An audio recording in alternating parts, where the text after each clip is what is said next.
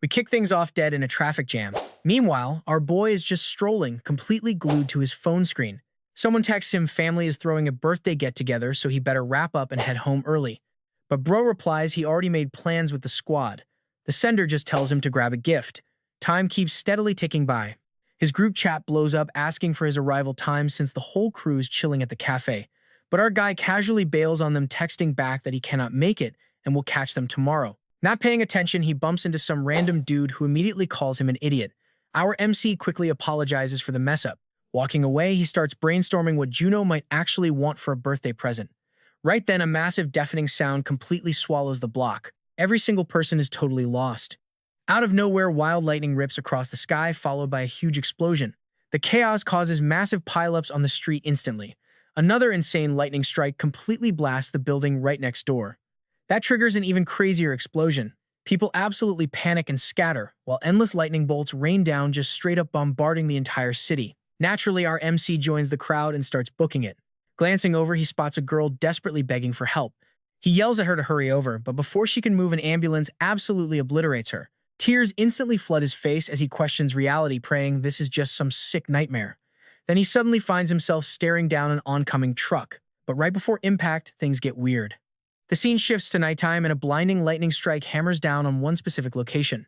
And right then, our boy finally snaps awake. He is totally hyped just to be breathing, zero clue where he landed since that truck definitely had his name on it. Glancing around, he freezes. Actual monsters are circling him. Brain completely fried, he wonders what is happening and, more importantly, why he is totally naked. Stumbling to his feet, he gets the shock of his life, ending up nose to nose with an absolute unit of a bear. But seconds later, a wolf pack jumps him. Suddenly, we cut to a doctor reviewing data, explaining that when our guy woke up, he found himself on a planet with 2 moons and a forest crawling with monsters. The doctor is literally flabbergasted he survived that hellscape, but our guy looks completely traumatized by something else. We flash right back to that giant bear getting absolutely wrecked. Those wolves just start feasting on the bear carcass. Our MC watches in pure panic, totally oblivious to the white wolf sneaking up behind him. He finally spots the beast lurking there. Panic kicks in and he just starts sprinting for his absolute life. Bro is giving it 100% effort.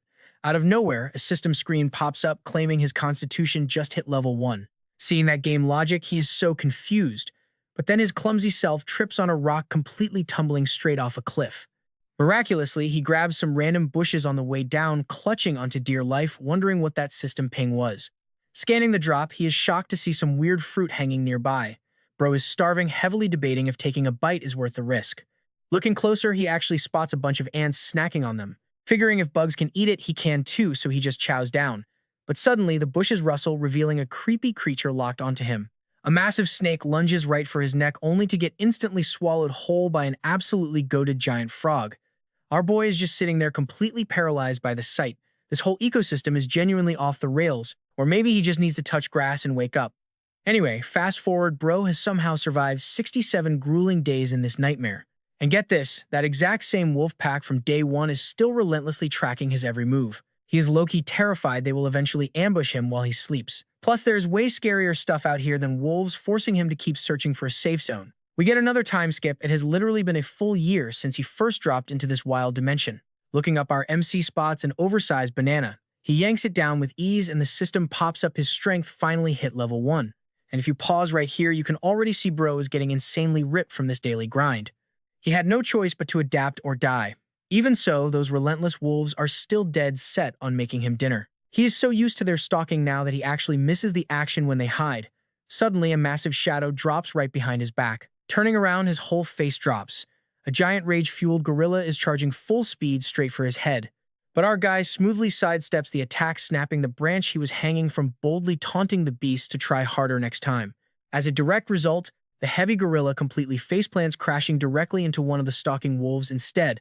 Our MC just stands there watching the friendly fire. Shaking it off, the gorilla stands back up, locking eyes with the severely injured wolf, and instantly charges at it for round 2.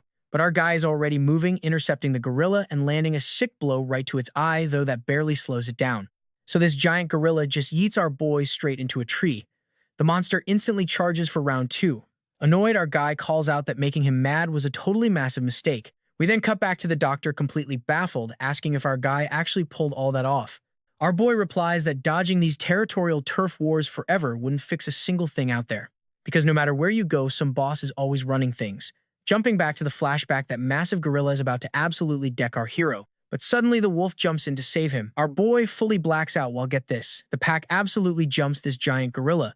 He legit thought it was game over, but the wolves totally spared his unconscious body, probably realizing he was the goated hero who saved their cub earlier. Turns out that little guy is the literal heir to the Wolf King, boss of the Crimson Wolves. A decent chunk of time passes and we see the wolves sprinting across the wild. Our guy is actually running right alongside the pack. He glances over and sees his little furry buddy lagging behind, so he casually scoops him up for a piggyback ride. Fast forward again, our guy has basically been touching grass in this wild forest for 2 whole years. The wolves have pretty much officially adopted him now. Make that 3 whole years stranded out here, and his tree climbing skills are looking completely sick. But he is still stuck inside this endless forest, completely unable to find an exit. Zero signs of human civilization anywhere. So he fully commits to the wolf family, joining their insane turf wars just to keep his new squad alive. Then time skips hard. It has somehow been 120 years since he got stranded. At this point, he genuinely believes he is the last surviving human here. Grinding through endless survival battles, he makes some new allies, but tragically loses a few loyal companions too. He totally lost track of the calendar, honestly feeling like he has been grinding out in this wild zone for literal centuries. Flabbergasted that he is even breathing, the doctor asks if after ruling the wolves for 500 years, he seriously never found a single city. They desperately need to know how he ever made it back to Earth. Now watch this, our boy casually explains he kicked off a massive war against the gorillas for Lunar Hill. So this absolute bloodbath breaks out and our guy is right in the thick of it, aggressively charging a massive gorilla. But then things get super weird. He suddenly gets teleported again. He opens his eyes in a totally new location. Meanwhile, a girl checks her portal comms, stressing out because the dimensional energy readings are literally going off the charts right now. Her coworker quickly tells her to drop the coordinates to the portal control squad and she immediately locks it in. Right then, a massive portal violently tears open. Everyone instantly panics and runs for it before a huge explosion hits. The blast knocks them all down, completely shook that a real gate just spawned. The dude starts freaking out, crying that he refuses to die. The girl readies her weapon, yelling that she will buy them time to escape. Meanwhile, the guy frantically begs headquarters to deploy some emergency backup right away. The crazy glowing portal is now right in front of her. She screams at whoever is coming through to back off, threatening to slice them into tiny pieces. Suddenly, a tall dude's silhouette steps out of the rift, leaving the girl so ridiculously shook that she completely freezes in her tracks. The guy lets out a wild scream and finally steps fully through the gate. The girl cautiously steps up to our main character while her partner is mind blown it is actually a human. She is totally confused about that insane aura from earlier, a heavy pressure she never even felt against top-tier bosses in high-level dungeons. She honestly wonders what our guy is. So the crazy situation cools down, and since this dude is a literal returnee, they immediately dial up an ambulance. Then we cut back to the professor. He sincerely thanks our boy for sharing. His wild story and medical stats will go straight to the Awakened central office. Surprisingly, his health is completely fine, meaning he gets discharged super soon. Right before leaving, our guy calls the doctor back. He says this is his first chat with a civilized person in a literal 1,000 years, so he really appreciates him listening to the wild lore. The doc smiles, saying his intel was massively valuable, so they should actually be thanking him. Then he heads out the door. Walking down the hall, he thinks this kid is a fascinating patient with such highly detailed lore. He could honestly be a goated light novel author. Next up at the Awakened central office, that same portal girl asks if this data is legit because it feels completely sketchy. The desk guy asks what exactly looks wrong with it.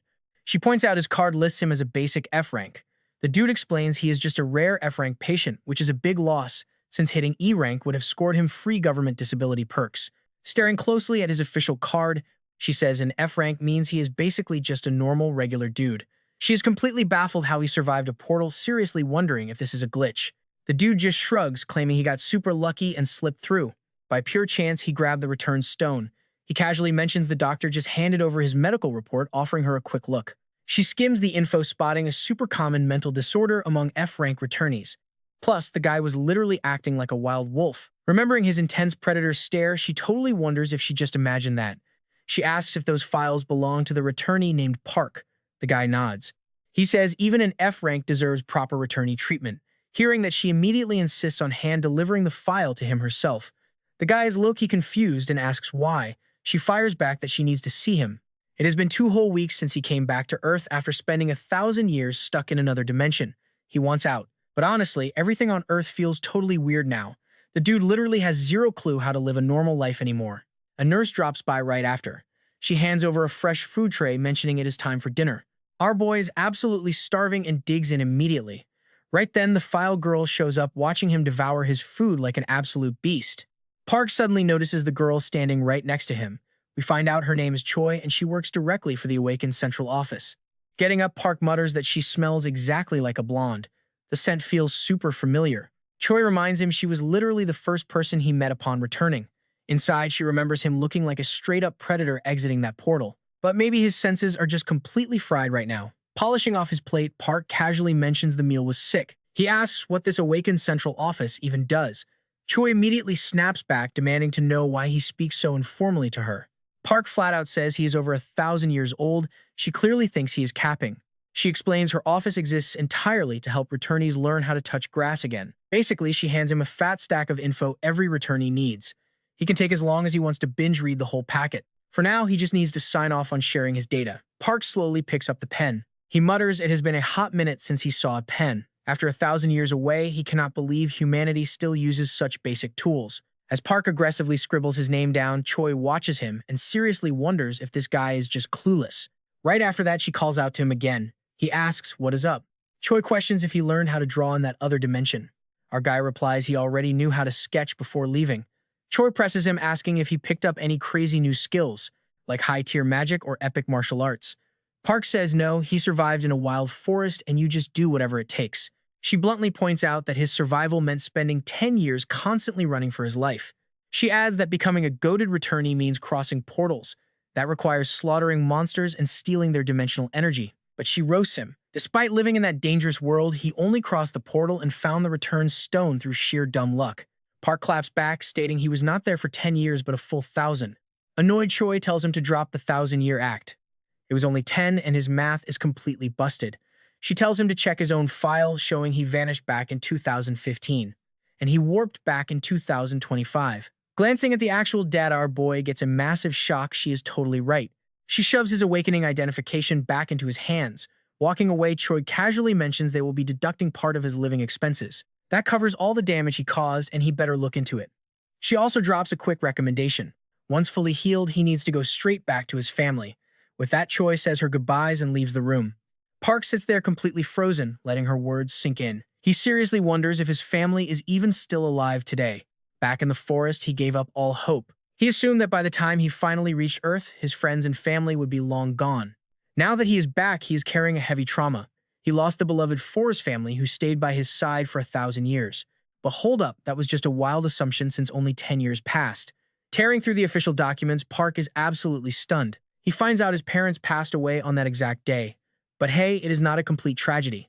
His little brother Juno is still alive and kicking, absolutely frantic. Park tries ditching the hospital and sprints straight back to his doctor. The doc asks if there is some kind of problem. Park practically yells that he needs help because his younger brother is still out there. He begs to know if the hospital can track him down. Hesitating, the doc admits he really does not think Park is mentally ready for society. They need to evaluate the whole situation first. Super impatient, Park fires back that this doc does not grasp how insanely serious this really is. He is definitely not here asking for permission. Right then, the doctor raises a hand and makes a very specific gesture. He points out there is one strict condition. Next thing you know, our boy is already riding in a car, thanking the doc and making promises. Gotta secure that favor. The doc smoothly replies they will absolutely stay in touch. Before dipping, he tells the driver to get Park home safely since he is still basically recovering. Once the car pulls away, the girl points out the doc literally covered Park's medical bills, bought fresh clothes, and even hired the driver. She asks why he would go so hard for Park, since F-Rank returnees are usually just left on read by the central office. The doc hints he just wants to hear more of the guy's crazy story, plus he desperately needs to fix that doorknob as soon as possible. Shook, the girl remembers exactly how that handle got completely wrecked when Park basically ripped the door open earlier. Later on inside his office, the doc realizes that is the second time the handle broke. He mutters it has been forever since he smelled an irregular. Meanwhile, Park is just chilling in the taxi. A news broadcast pops up apparently at 3 p.m. today. Actual monsters broke loose in an unprotected field out Province Way. Somebody seriously botched the portal math and now a massive horde of monsters is swarming the area. They expect to wrap this mess up in 50 minutes. 2 waves got stopped, but 12 awakened soldiers already dropped dead. Park is totally glued to the news broadcast. We get a flashback where the doc explains how the world basically flipped upside down after the great disaster hit. The doc jokes that if he awakened, he would totally ditch his boring job and get filthy rich hunting. Park just asks what that even means. The guy roasts Park for hitting his head too hard to not know this. Park just tells him to spit it out. A decade ago, portals completely opened up everywhere, which is why everyone calls it the Great Disaster. It was the first dimensional crash linking their Earth with different worlds and bringing an insane monster invasion. 10% of the population got wiped out. The military was completely useless against the insane monster spawn. So out in the spots where the army choked, they literally sent in mercenaries. The people who vanished during the chaos, the Awakened got official licenses and the green light to hunt monsters. Park immediately asks how he can become one. The dude just cracks up saying normal people have zero chance without awakening first. After leveling up, you just pass the test at the main office. Park mutters that sounds way too complicated, but get this cut to later and he's pulling up to a new spot. The driver calls out that they finally made it, pointing to the house right up front on the GPS screen. Park hops right out of the ride, giving the driver a solid thanks. He strolls toward the house. An old lady scopes him from above, asking exactly who he is. He says he is here for Chono. She pauses, then claps back that he acts grown, but still belongs in diapers. Park is totally lost. She bluntly tells him nobody with that name lives here and tells him to kick rocks. He wonders if he completely messed up the address, but then hears some intense yelling inside. Creeping up to the door, he grabs a loose paper, guessing his brother might be drowning in debt. Cut to later, Park is hitting the streets, thinking how the jungle runs on pure brute strength. But in the real world, cash is king. Scene shifts and he flexes his awakened card inside. The receptionist drops the bomb. His mercenary application got rejected for not hitting the base stats. Park is confused since he is F-Rank. She shoots back that his F-Rank score is still exactly 4 points low. He demands to know how that works since he literally survived a portal 2 weeks ago. She straight up explains that normies get totally shredded in half trying to cross portals. She thinks he is totally capping. Either way, he better go grind points in field battles or hit the academy and come back when he is legit. Walking out, Park realizes this entire system is completely busted, but that goblin field in Suwon caught his eye. Inside, a taxi park asks how far those massive walls go. The driver says they wrap the whole city, telling him to just check his map app. He asks if Park even downloaded it yet. The city is split into 12 zones with hundreds of fast travel gates. Taking the hint, Park decides he desperately needs a smartphone right away. Just like that, they pull up to Suwon Field Gate 27. Park steps out and just stares at this absolutely massive zone. Figuring this gate leads straight into a crazy hunting ground, he starts walking right up. 2 guards are posted up looking stiff. They demand to know his business and he answers back. I tell them I am just here to hunt. One soldier stares blankly and asks for my merc license, but I admit I do not have one. The guard immediately says regular civilians are totally banned from entering this zone. Suddenly, they spot something nearby. The second soldier screams to lock the exit down, but we are way too late. A car comes flying in, completely crashing through the site. Inside, some sick monster is mauling a guy, slamming the vehicle right into a wall. Meanwhile, that other guard radios the emergency squad to contain the beast. The soldiers swarm the vehicle and lock into full combat formations. The creature crawls out. They yell to fire and absolutely unload on the monster, lighting it up with bullets. The beast actually looks totally cooked. They report the situation is handled, confirming a gatecrasher got wiped out. Meanwhile, the other guard turns around and wonders where I went. He probably thinks I got scared and dipped after seeing the monster.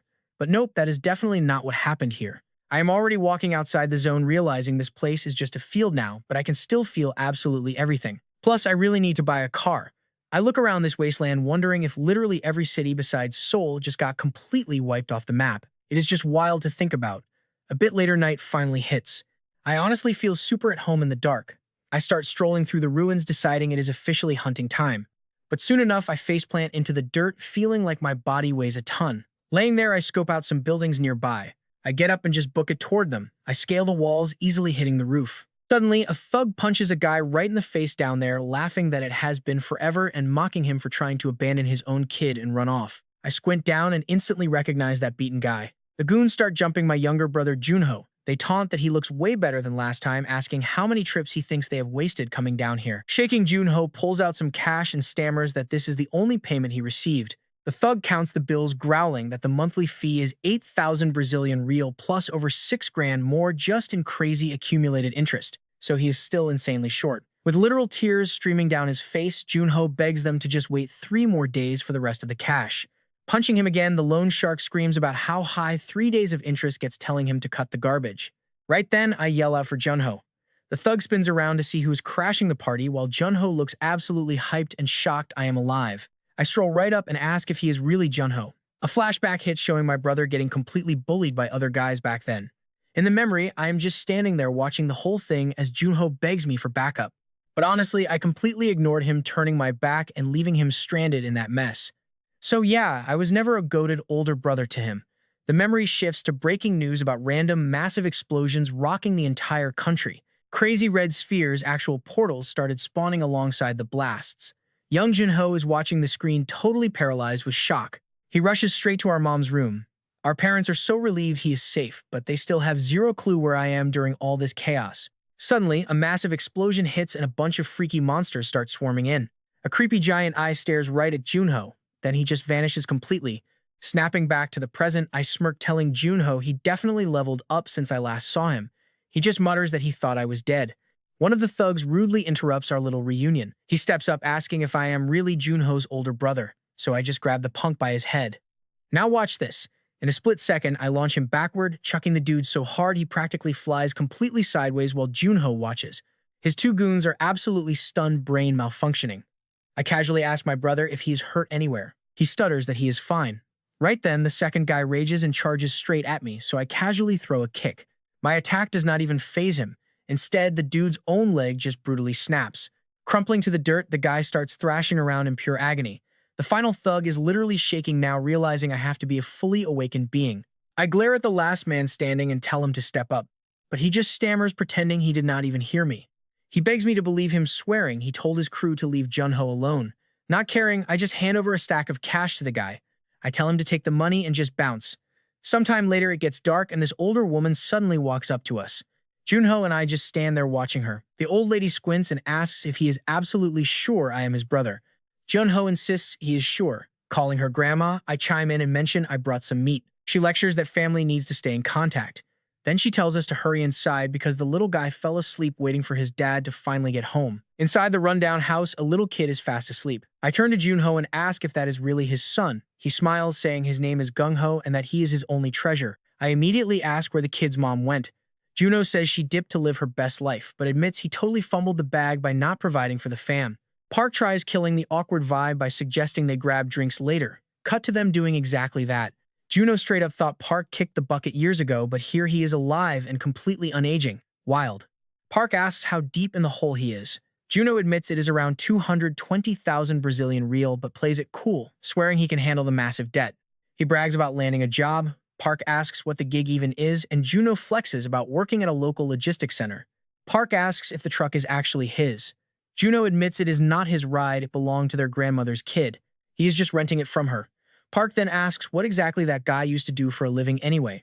Junho just repeats that everyone thought Park got totally wiped out during the Great Disaster. The kid finally wakes up and spots a literal dog chilling right there. He turns and sees his dad. Junho happily asks if the little guy is finally up. Feeling super awkward, the kid asks who this random guy is. Junho tells his son to say what is up to his uncle. Later on, the kid is having an absolute blast playing with the dog. Junho smiles knowing his son had always hyped up getting one. Park drops a sick idea they should totally team up and work together. Junho looks completely lost though. Park swears he will solo all the heavy lifting and just needs the truck. Junho is totally sketched out, asking what the actual game plan is. Park casually mentions he wants to hunt some monsters. This absolutely floors Junho. Bro is shook. Cut to the command center a bit later. The desk girl is totally hyping up our boy Park. He is officially registering as an awakened being. Somehow he literally farmed his stats up in a single day. Park asks if he is officially a goated F-Rank Druid now. She confirms, saying his new ID means he can open a bank account. He is cleared to make fat financial moves. She hands him an item, calling it a little bonus gift. Just a freebie for officially joining the Awakened Club. She reminds him to download the Awakened Central app too. She tells him to grind enough dimensional energy to hit ranker status. Then he can secure that sweet pension bag and crazy benefits. She asks if he even knows how to pull up his status window. Thanks to some recent glitchy updates, the whole UI got totally revamped. Park just says the magic word. The system screen pops right up, dropping his full stat page. Checking it out, Park is completely stunned by his garbage stats, and honestly same. Then we cut straight back to Junho chilling in his truck. He is super hyped that his bro finally got a phone. He congratulates Park on officially becoming a real awakened being. Mid-call, Junho says he is currently en route. He promises to link up right after he drops off this final delivery batch. Park is legit awakened on paper now, so only the mercenary test is left. But Park insists they need to clear his massive debt first. Juno pushes back, saying an F rank is total noob tier. They are definitely not ready for hardcore monster hunting yet. But Park straight up leaves him on red and hangs up. Juno stares at his phone, wondering if his bro got completely brainwashed. Strutting toward the drop zone, Park notices the gate looks completely shut down.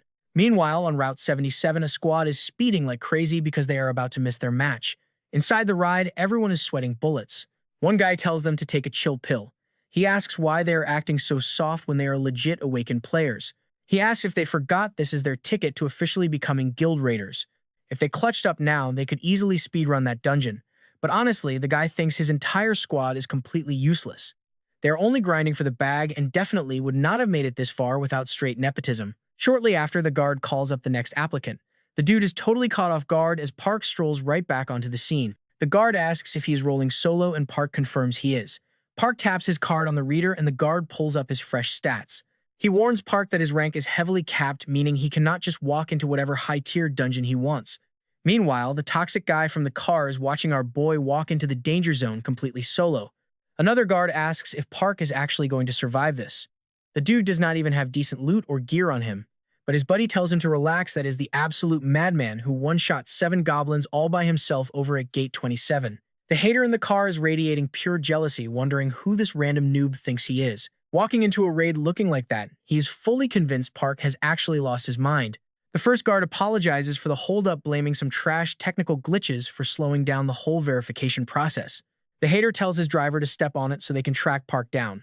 But he is instantly confused. Park just vanished into thin air inside the tunnel. The driver wonders where Park went, but the guy just smirks, thinking our boy might have stumbled onto some crazy hidden lore. We cut straight to the forest, and Park is absolutely booking it through the trees. He suddenly skids to a halt, realizing his body is totally out of shape right now. Our guy has gotten seriously nerfed. He definitely needs to touch grass and start grinding again to level up. But then something catches him totally off guard. He picks up on some weird noises sounding a whole lot like blades clashing in an epic showdown. Peeking just a bit further down the path, he figures out exactly where the chaos is popping off. A huge smirk creeps onto his face. Humans fighting instead of wild monsters. Now that is a goated opportunity he can use. No way is he missing out on this. Over in the clearing, some dude literally gets dismembered while our boy just watches the bloodbath completely unbothered. Right in the middle of all this hype, a whole squad is getting totally cornered. Park groans, complaining these guys are taking way too long to actually finish the job. Down below, some boss steps right out of his ride. The boss demands to know why trashing these scrubs is taking forever. The soldier guarding him looks visibly shook. Getting super annoyed, the boss orders them to wrap this up immediately. Out of nowhere, another guy mentions this boss has a wild 200,000 Brazilian real bounty. Park hears that and his eyes practically turn into dollar signs. The sheer amount of cash he could bag right now is absolutely insane. The guy standing guard is absolutely stunned, so the mob completely locks in, ready to wipe everyone out. Boss flexes, yeah, that is his exact bounty, so they should try catching him if they actually have the guts. The mob starts sweating hard though. They are not confident they can win this even if they go all out. Without missing a beat, the boss completely rushes them. In a flash, Park casually strolls out, walking straight toward the thugs. The boss is completely bewildered by this random kid. The soldier is just as clueless, watching Park stride up like he owns the place. The guard yells out, "Who are you?" but Park just ignores him, asking the boss if that massive bounty is actually legit. Smirking, the boss confirms it and demands his name. Park just shrugs, saying he is simply a guy desperate for some serious cash. All the lackeys are staring, wondering who this madman is. The boss bursts out laughing at him. He figures Park is not from the central office, meaning this kid should have definitely just minded his own business and stayed home. Suddenly, Park feels this weird heavy sensation, questioning what in the world is going on with his muscles. The boss smugly explains the trap. Park made eye contact for over 5 seconds, meaning his body is completely paralyzed and out of the game. Wasting zero time, the boss commands his whole crew to rush Park and hold the kid at sword point. But check this out, Park just moves anyway. Everyone is absolutely flabbergasted by this glitch. Smiling like a total psycho, Park asks if that was magic, calling it a pretty sick trick. Panicking, the boss fires off his binding skill again. He paralyzes Park a second time. Our boy just scoffs, admitting the guy is actually no small fry. The boss pulls out his dagger, bragging that Park messed with the wrong dude. But instantly, Park totally breaks out and lands a massive blow, leaving the boss severely damaged. Mocking him, Park asks if he has any other cheesy moves. Then he just starts throwing hands, unleashing an absolute barrage of savage punches. The boss gets blasted backward, looking completely knocked out. Park brushes the dirt off, yawning that this entire fight was unbelievably boring. The hostage guy is mind blown. Taking down that boss so easily means Park is built different, and he seriously wonders who this overpowered kid is. The enemy soldiers are just standing there sweating bullets.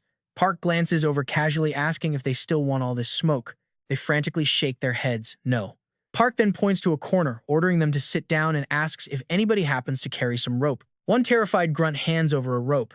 Our protagonist then casually asks how much their specific bounties are worth, but the thugs instantly swear they do not have bounties. They cry about having zero choice working for that boss or getting wiped out. They insist handing the boss over is totally enough to make Park rich. Waking up, the boss has actual tears in his eyes, completely devastated by this instant betrayal. Getting thrown under the bus after literally feeding them, Park just looks down, asking the boss if he's finally awake. The crew immediately starts flaming the boss, calling him absolute trash. Park sighs, asking aloud if he really gets absolutely zero cash for bagging these scrubs. But then the hostage guy snitches. He yells that they are totally capping, they are all known criminals, so some definitely have juicy bounties too. The thugs panic, screaming that is fake news. They swear up and down they are just completely worthless hobos. Just then, the beaten boss calls out to Park. He questions what local laws make this kid think he can act so recklessly out here. Out in these woods, it is total lawless freedom. The boss promises if Park lets him walk, he will hook him up to live like a literal king. Nope, Park brutally punts the guy back to sleep, telling him to shut up. The boss is out cold once again. Turning around, Park asks the snitch if he meant every single one of these goons has a bounty. The dude nods. Yeah, pretty much all of them are ex-cons. He looks totally miserable, figuring he is definitely toast. Park wonders if bringing this massive crowd along is overkill, and Junior suggests just ditching them. But our MC has a better idea. He decides it is nap time for these bozos. Cut to a bit later, they are cruising down the road in a car. Junior speaks up. They desperately needed his backup, so they definitely owe him one. Park just brushes it off, saying they did not even mean to do that. The older guy chimes in, if it was not for Park, they would be actual ghost data right now. Park shrugs, telling them if they feel that hype to repay him, they can do a favor. The crew immediately starts bombarding him with questions, totally curious about his goated abilities. The guy explains his main awakening is swordsmanship, but he picked up tracking by grinding through some skill books. Park is shook. You can actually learn magic from books. Now the guy is flabbergasted, asking how Park has never heard of a skill book. Park quietly takes notes, snagging a couple of combat magic skills. Sounds sick and will definitely come in clutch later on. Suddenly, something absolutely massive catches his eye. A giant glowing light lights up the whole zone, and he asks, is that a portal? Junior looks at him like he needs to touch grass. He confirms it is a level 1 dungeon, literally the lowest tier, which is exactly their target. Park sighs. Total bummer, because he could totally raid that place if he actually bothered to get a mercenary license. The older dude nearly chokes. Wait, Park seriously does not have a license. Park just nods, nope, completely unlicensed. Whenever a portal drops, the military instantly locks it down. Any straggler monsters wandering the fields are basically absolute fodder anyway. But the experience you can farm around these open rank E and level 1 dungeons, it is enough to actually power level past that tier entirely. So honestly, he really should just skip to level 2. The guy's brain is short-circuiting. How did a total noob who's never touched a dungeon completely obliterate a rank C villain? Catching him staring, Park casually asks what his problem is. The dude apologizes and nervously asks for Park's actual rank. Kim drops the bomb. He is rank F. The man looks like his soul just left his body. Park starts brainstorming what sick favor to ask for. But wait for it, back at that earlier portal, someone is stumbling out. It is the mercenary captain from before. His whole squad looks completely wrecked from their run. Thanks to that absolute bloodbath inside, one of the younger guys literally lost a hand. They desperately need a doctor right now. The captain is totally fuming, wondering if they just hand out mercenary licenses like candy now. He swears the second he gets back, he is absolutely firing whoever recruited these total scrubs. Another guy begs him to chill out. He reminds the captain not to flame the rookies so hard, considering the guild is down bad right now. But the captain is still raging. He hates how these rich kids just buy their way into the danger zone, score a free awakening, and then their parents pay high-tier mercenaries to literally carry them. Next thing you know, they join guilds to play hero. But the real veterans are the ones taking damage for babysitting these useless players. Seeing his captain about to pop a blood vessel, his teammates suggest they go cool off. They definitely need a drink. The captain turns to the guards, asking for a status update since that level 1 dungeon is about to close. He asks if there is any crazy news, and a soldier nods. Yeah, something massive. Someone just dropped off 10 knocked out looters, and one of those captives was actually a famous rank C menace. The captain frowns with some OP high ranker scheduled to inspect the camp today, then soldier shakes his head. Nope, it was actually a rank F noob without a license who soloed that guy. The captain is completely stunned, demanding to know how. The soldier admits he does not have all the stats, but according to the witnesses, That rank F absolute madman just beat the dude to a pulp. The captain gasps, realizing it has to be that crazy rookie from the tunnel. He quickly asks where this goated rank F went. The soldier points out he just saw him speed running straight toward the portals. The captain sprints right back to the gate. He has to see this kid's broken stats with his own eyes. If the hype is real, this could be a massive jackpot for him. Shortly after, the captain jumps straight into a truck. His teammate is super confused, asking what the big deal is. The captain yells back, "Did the guy who caught that criminal just enter the portal?" Cut to Park and Junior smoothly walking right into the portal. Park notes that the jump did not even hurt this time, and their drip is still perfectly intact. Junior explains regular clothes would normally get vaporized without dimensional energy, but this gear survived the jump since it is crafted straight from monster drops found inside the dungeons. Glancing to the side, Park looks totally lost, pointing at something wild. Park looks right at Junior, who casually explains that this thing is a door. Turns out, this portal they walk through links to all 38 dungeons at the exact same time. These two were absolutely shook. Park asks where the exit went, and Junior says it only respawns after they totally clear the dungeon. Park checks if they need to wipe out every single mob. Junior says nah, they just gotta clap the strongest one. Boss. Park stretches and says he will speedrun this whole thing, but Junior tells him to hold up. Park completely ignores him and straight up leaps into action. Junior is just standing there wondering who this absolute madman is. He figures this must be that rumored dude with enough insane power to easily break the level 1 dungeon speedrun record. But then reality hits him fast. Without any tracking skills, finding the exit before the timer runs out is basically impossible. If they get soft-locked in here, they will literally vanish with the portal. Meanwhile, we cut back to the dude holding the analyzer outside. Park's entry door just snapped shut. Hearing this update makes the analyzer guy insanely salty, and honestly, you love to see it. Back inside the portal zone, a bunch of random mobs are just chilling and wandering around. Suddenly, one gets completely wrecked and goes flying. Park checks the loot and notices they are holding some extremely sick items. He starts farming their cores, complaining that he only scored a single blood crystal after dropping 3 of those guys. Honestly, grinding levels is the only thing that matters right now. Meanwhile, Junior spectates Park's crazy rampage, wondering how many mobs he actually wiped. Soon enough, Junior triggers his own tracking skill and finally pinpoints Park's exact coordinates. Park is busy checking his stats, noting he can afford 2 new skills with his 102 achievement points. So he just goes ahead and buys a beast taming skill. Right then, a couple of mobs start rushing him. Spotting the aggro, he stuns them and gets an easy double kill. The system pops up saying he unlocked a new achievement. Then the interface flashes a critical error warning, claiming some wild data sync conflict is happening. Park is totally lost on what that means. Next thing you know, a prompt announces that he just hit level 2. He is hyped since his stats buffed up perfectly. Riding that high, he spends 100 points on the Tree Spirit skill. The system confirms the transaction is fully complete, and Park instantly calls out to summon the new Tree Spirit. Bright light floods the zone, and this glowing green spirit straight up materializes out of nowhere. Park is amazed, flashing back to seeing this thing in the jungle before. Back then, he totally thought it was just a firefly. So he orders the spirit to scan for the missing goblins. Following his command, the little guy floats off to hunt down those mobs. Park explains that the spirit actually downloads memories straight from the local plants right into his brain.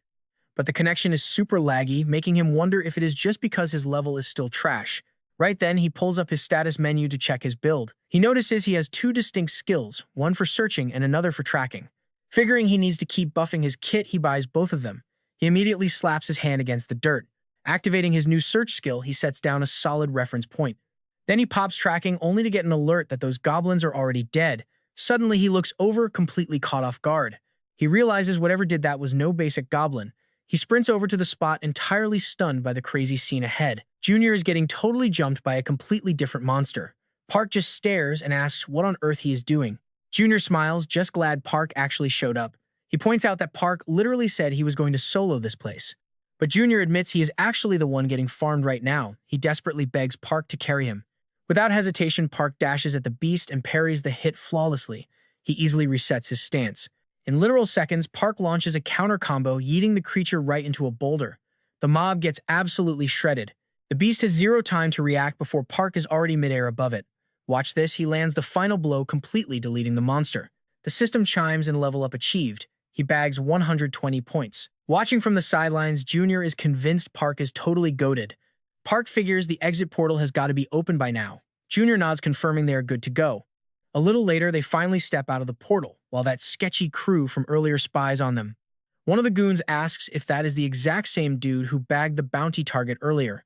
He mentions Captain Kang wanted a heads up the second Park logged back in. Checking the stats, the guy wonders what their actual clear time was. Meanwhile, Junior says he has to go touch base with his squad, so he heads inside. Fast forward a bit, Park confirms the plan, saying he will just leave all his clothes in the warehouse. Cut to the warehouse. Park has already swapped his gear out, complaining about being totally starved right now. But suddenly he gets caught off guard. Some random guy pulls up asking for Park by name. Park demands answers. The dude introduces himself as Kang, the captain of the 27th combat team for the guild. Kang asks for just a couple minutes to chat. Next thing we know, Park and this total stranger are locked in a serious conversation. Park straight up asks if he is from the Shilla Guild. Kang immediately pitches an invite offering top-tier resources to help him level up and get goated. Park shoots him down instantly, zero interest in joining up. Kang gets visibly annoyed, asking what is wrong with him for rejecting a major guild without a second thought. He even adds that if Park is already signed somewhere else, they can easily buy out his contract. But Park keeps it blunt, he's a solo player. Kang defends his squad, claiming they might be ranked 4th, but honestly, the power gap between the top guilds is basically 0 at this point. Park does not care. He hates taking orders from anyone. Fast forward a little bit. Park is chilling back at his house, noticing his family still has not come home.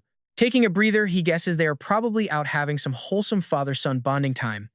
Out of nowhere, an old woman walks in, roasting him for being lazy and totally disrespecting the day. Park just laughs it off, telling her to grab a seat because the weather is literally perfect for napping. She fires back that she is busy hanging laundry, definitely no time to touch grass today. Watching his grandmother handle all those chores alone guilt trips him right into helping out. She suddenly asks if he is actually Juno's older brother. Park nods, confirming he really is. She calls it a wild surprise, pointing out that Benjamin is staying over, but Park gently corrects her. He says it is actually the exact opposite situation. She brushes it off, saying with all these insane monsters wrecking the world, a guy looking way too young is hardly the craziest thing anymore. She mentions hearing it has been a whole 10 years since he last saw his sibling. She just hopes he will actually stay safe this time and not shatter his family completely again. Hearing her worry like that makes Park smile. He tells her to chill out, he is way too stubborn to die easily. Right on cue, his brother finally shows up with his son. They say their hellos, but then Park slides a piece of paper over. The man stares at it, completely confused about what is happening. Park explains it is cash to cover his massive debt, basically a reset button for his entire life. He tells him to go pay off those loans fast so they can eat dinner in peace.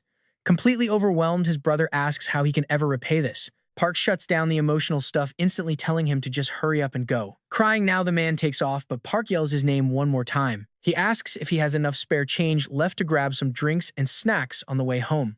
The man promises he does, swearing he will be back in a flash. Park stays out on the terrace, basically on babysitting duty with his nephew. Right then, a system notification pops up the target is officially tamed, and he needs to pick a name. Park stares at the dog, clueless about what fits. The kid immediately hypes up the name Baku. Park shrugs, admitting it actually sounds pretty sick. So Baku it is. Hours drag on. The kid is sprawled out, whining about being completely starved and wondering what is taking his dad so long. Spotting the familiar truck pulling up outside, Park figures his brother is finally back and heads out to meet him. The two of them walk out to the vehicle together, but the man stumbles out, absolutely covered in blood, collapsing hard into the dirt. Park's stomach completely drops. Cut to a sketchy building late at night. You know the vibe, a bunch of thugs crowded around a table playing high-stakes cards. One guy asks if the underground fights are kicking off this week. Another nods, claiming the online forums are insanely hyped with everyone throwing money on Miho. They start asking about the Horizon Guild, nervous because they lost a massive bag of cash last time they dealt with them. Suddenly, heavy violent banging on the front door. Annoyed, the boss yells out, asking who's making all that noise. The whole crew stands up to check the sudden commotion. The door violently blasts off its hinges. A blood-soaked silhouette stands there. Before anyone can blink, a hand grabs one of the thugs by the skull and rips him outside. The gang just stares, brains buffering, trying to process this. A terrifying glare cuts straight through the doorway and all hell breaks loose. Panic sets in. They have zero clue what hit them. A massive cabinet and a literal weapon come flying across the room. Total chaos. Bodies get tossed around like ragdolls. The boss watches in pure shock. Park just wiped out his entire squad in under 10 seconds flat. A terrified survivor asks who the hell this absolute monster is. The boss stammers back he has to be a fully awakened hunter. Right on cue, Park eats a whole table at the guy after hopping on it, casually asking if his name is Kim. Kim gets super salty. He confirms it, demanding to know who this random kid is.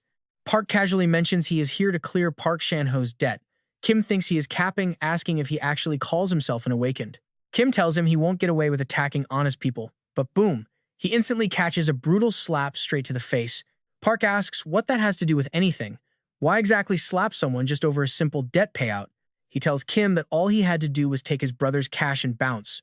Park demands to know why he crossed the line with his family. True scum. Kim just begs for mercy while catching slap after slap. Dropping a heavy ultimatum, Park asks if he wants to settle the debt right now or literally get packed up. Kim instantly folds, agreeing to clear everything at once. Just a minute later, the squad is kneeling down in front of Park. They swear that from now on their client, John Rodham, is completely off the hook.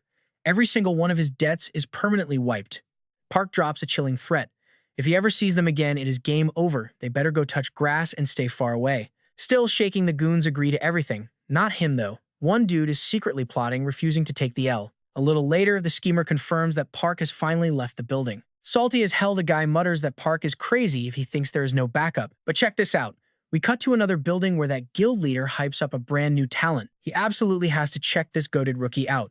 Pulling up Park's file, his buddy quickly points out the fact that the kid is just an F-Rank and literally just registered as an Awakened today. The leader says that is exactly why this is sick. They really need to dig much deeper into his stats and profile. But the system hits them with an access denied prompt. Now watch, they are seriously wondering who this kid is. They manage to hack the firewall and pull the data. But wait, it is totally sus that his profile was locked up like that. Turns out he hasn't joined any guild yet, so there is definitely some hidden lore here. The guy asks to double-check his exact skill set.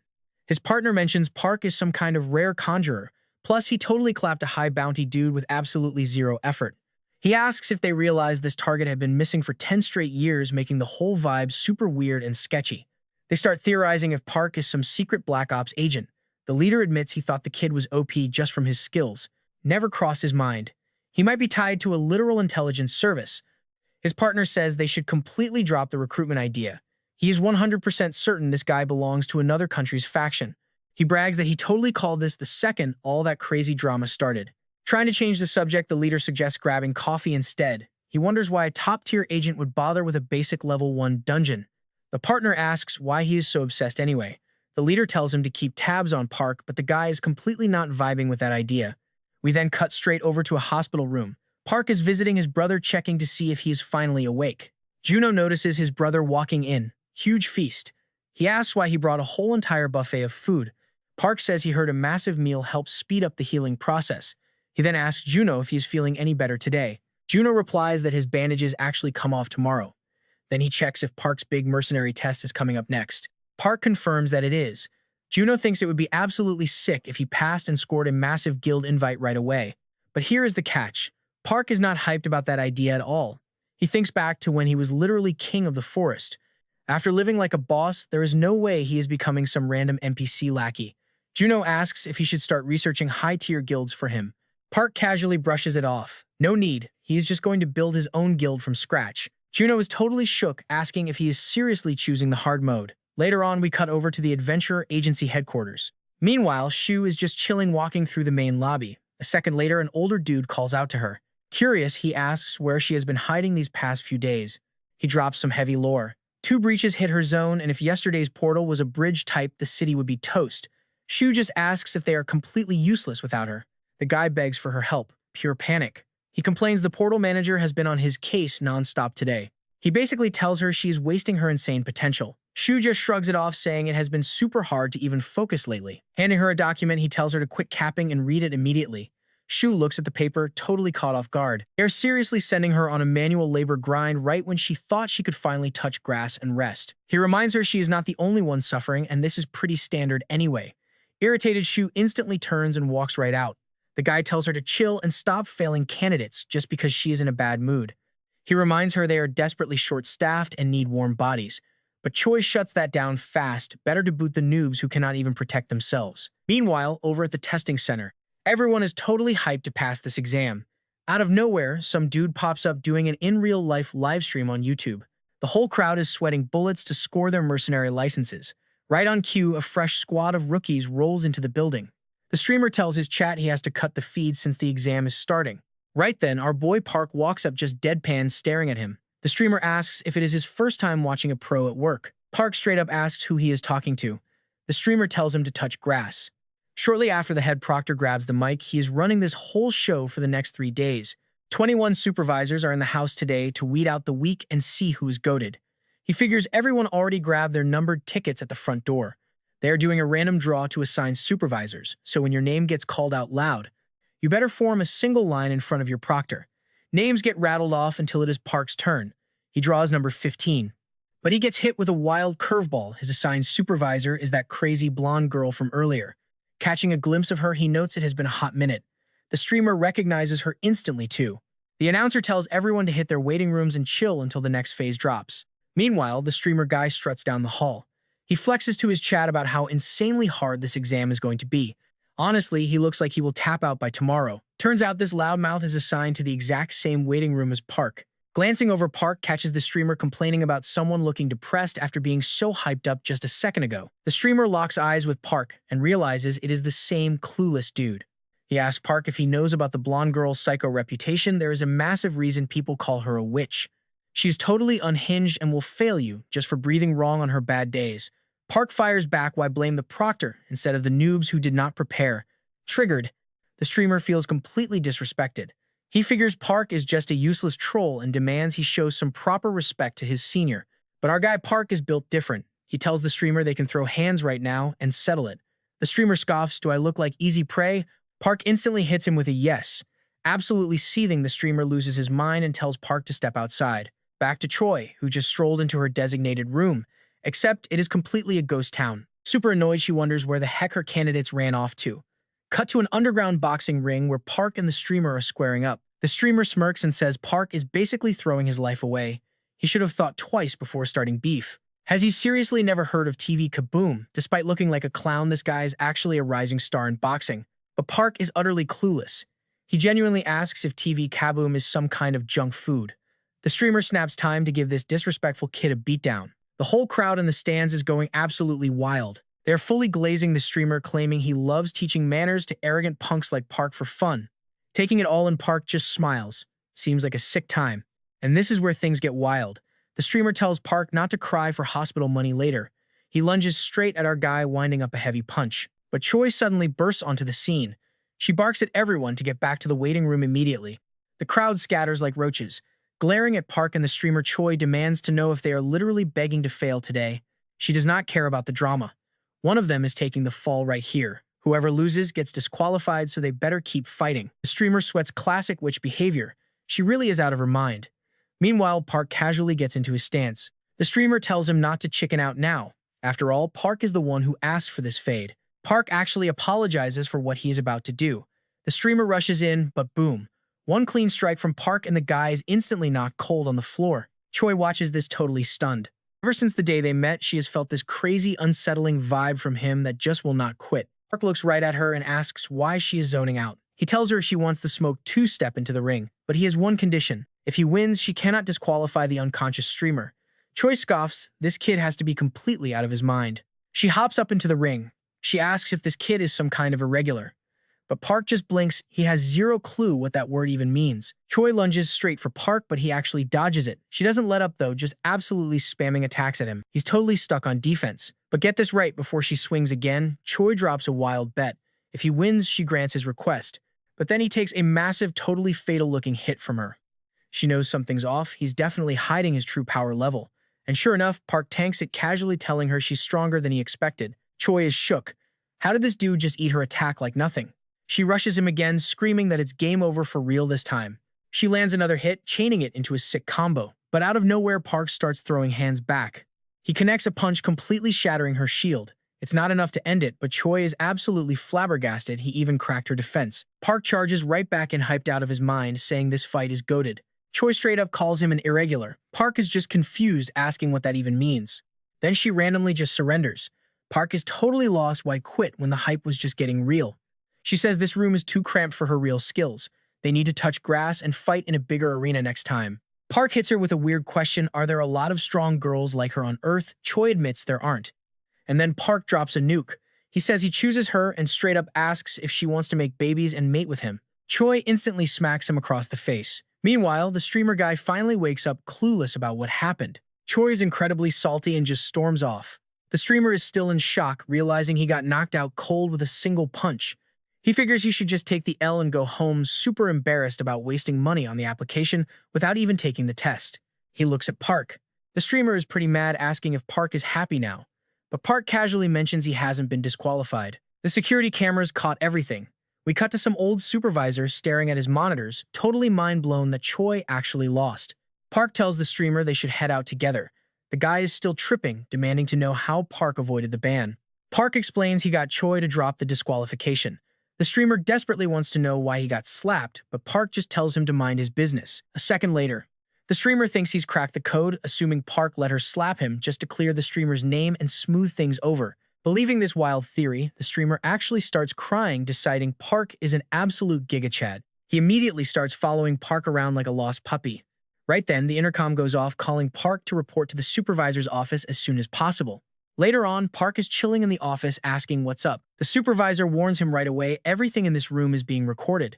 He admits he watched the insane fight with Choi, and honestly guys, he's stunned. A random candidate went toe-to-toe with a rank B, Awakened, asking if Park is actually an Awakened himself. Park has zero clue what that means, pointing out they've already asked him that twice. The supervisor figures Park needs a massive lore dump about portals. Basically, these gates connect Earth to 3 totally different planets. The first one is Aruka, basically the fantasy zone for elves and dwarves. They actually have chill relations with Earth, doing cultural exchanges all the time. Humans returning from there learn sick magic and crafting skills. Then there's Jin, a world where demons and martial artists are in an endless all-out war. The martial artists are our allies, while the demons are the enemy. And the final planet is Midder, totally dominated by orcs. To make things even worse, it's crawling with insanely aggressive monsters. Some humans who survive these planets come back with totally busted abilities, realizing their combat power is way stronger than a normal Awakened. So they decided to officially label those overpowered guys as irregulars. Park listens to all this and says it's way too much yapping, but he's positive he didn't visit any of those 3 places.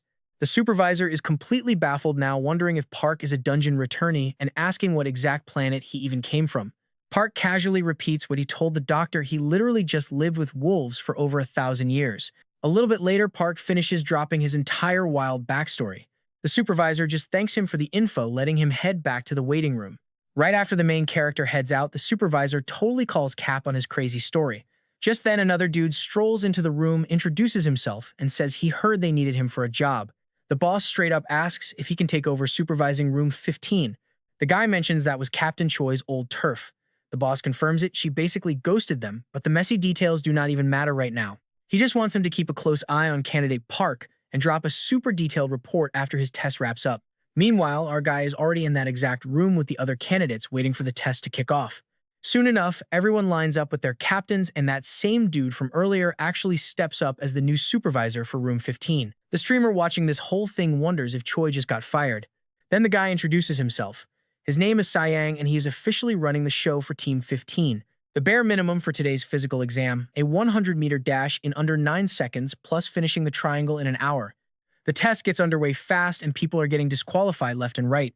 One girl starts complaining, saying healers really deserve way easier requirements.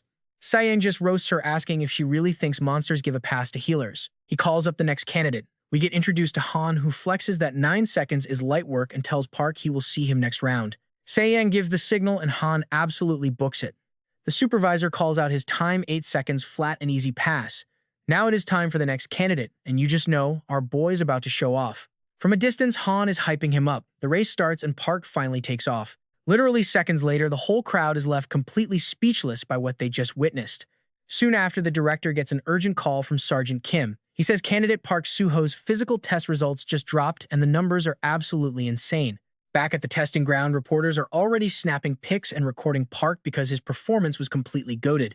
At the exact same time, someone else gets a call. The girl introduces herself as Miso, director of the recovery center for the association. The supervisor on the line promises to send over some videos of Park, telling her she seriously needs to watch them. Checking out the footage, Miso looks totally stunned.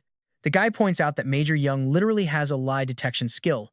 This proves our guy was actually telling the truth during his crazy interview. Miso is still struggling to believe the doctor's report could go that far. She figures the kid has to be some kind of irregular. He must be way stronger than a standard rank B, meaning if his wild story is completely legit, it means Park Suho might have actually survived a 4th planet. Miso quickly orders the guy to ban all reporters from the training grounds immediately. The dude cringes, pointing out that it is already way too late for that. Our guy is quite literally trending on the news. Miso demands they scrub every single one of those articles right now. The scene cuts to a bunch of photographers eagerly snapping photos of someone. Meanwhile, Park and Han are just casually walking down the street. Back in the office, Miso realizes Park somehow kept his insane physical stats even after tanking a portal without any protective gear. She wonders if they slapped him with an F rank just because his dimensional energy was so low. But either way it goes, if he actually made it back from a fourth planet, South Korea could get a massive head start on developing that unknown world.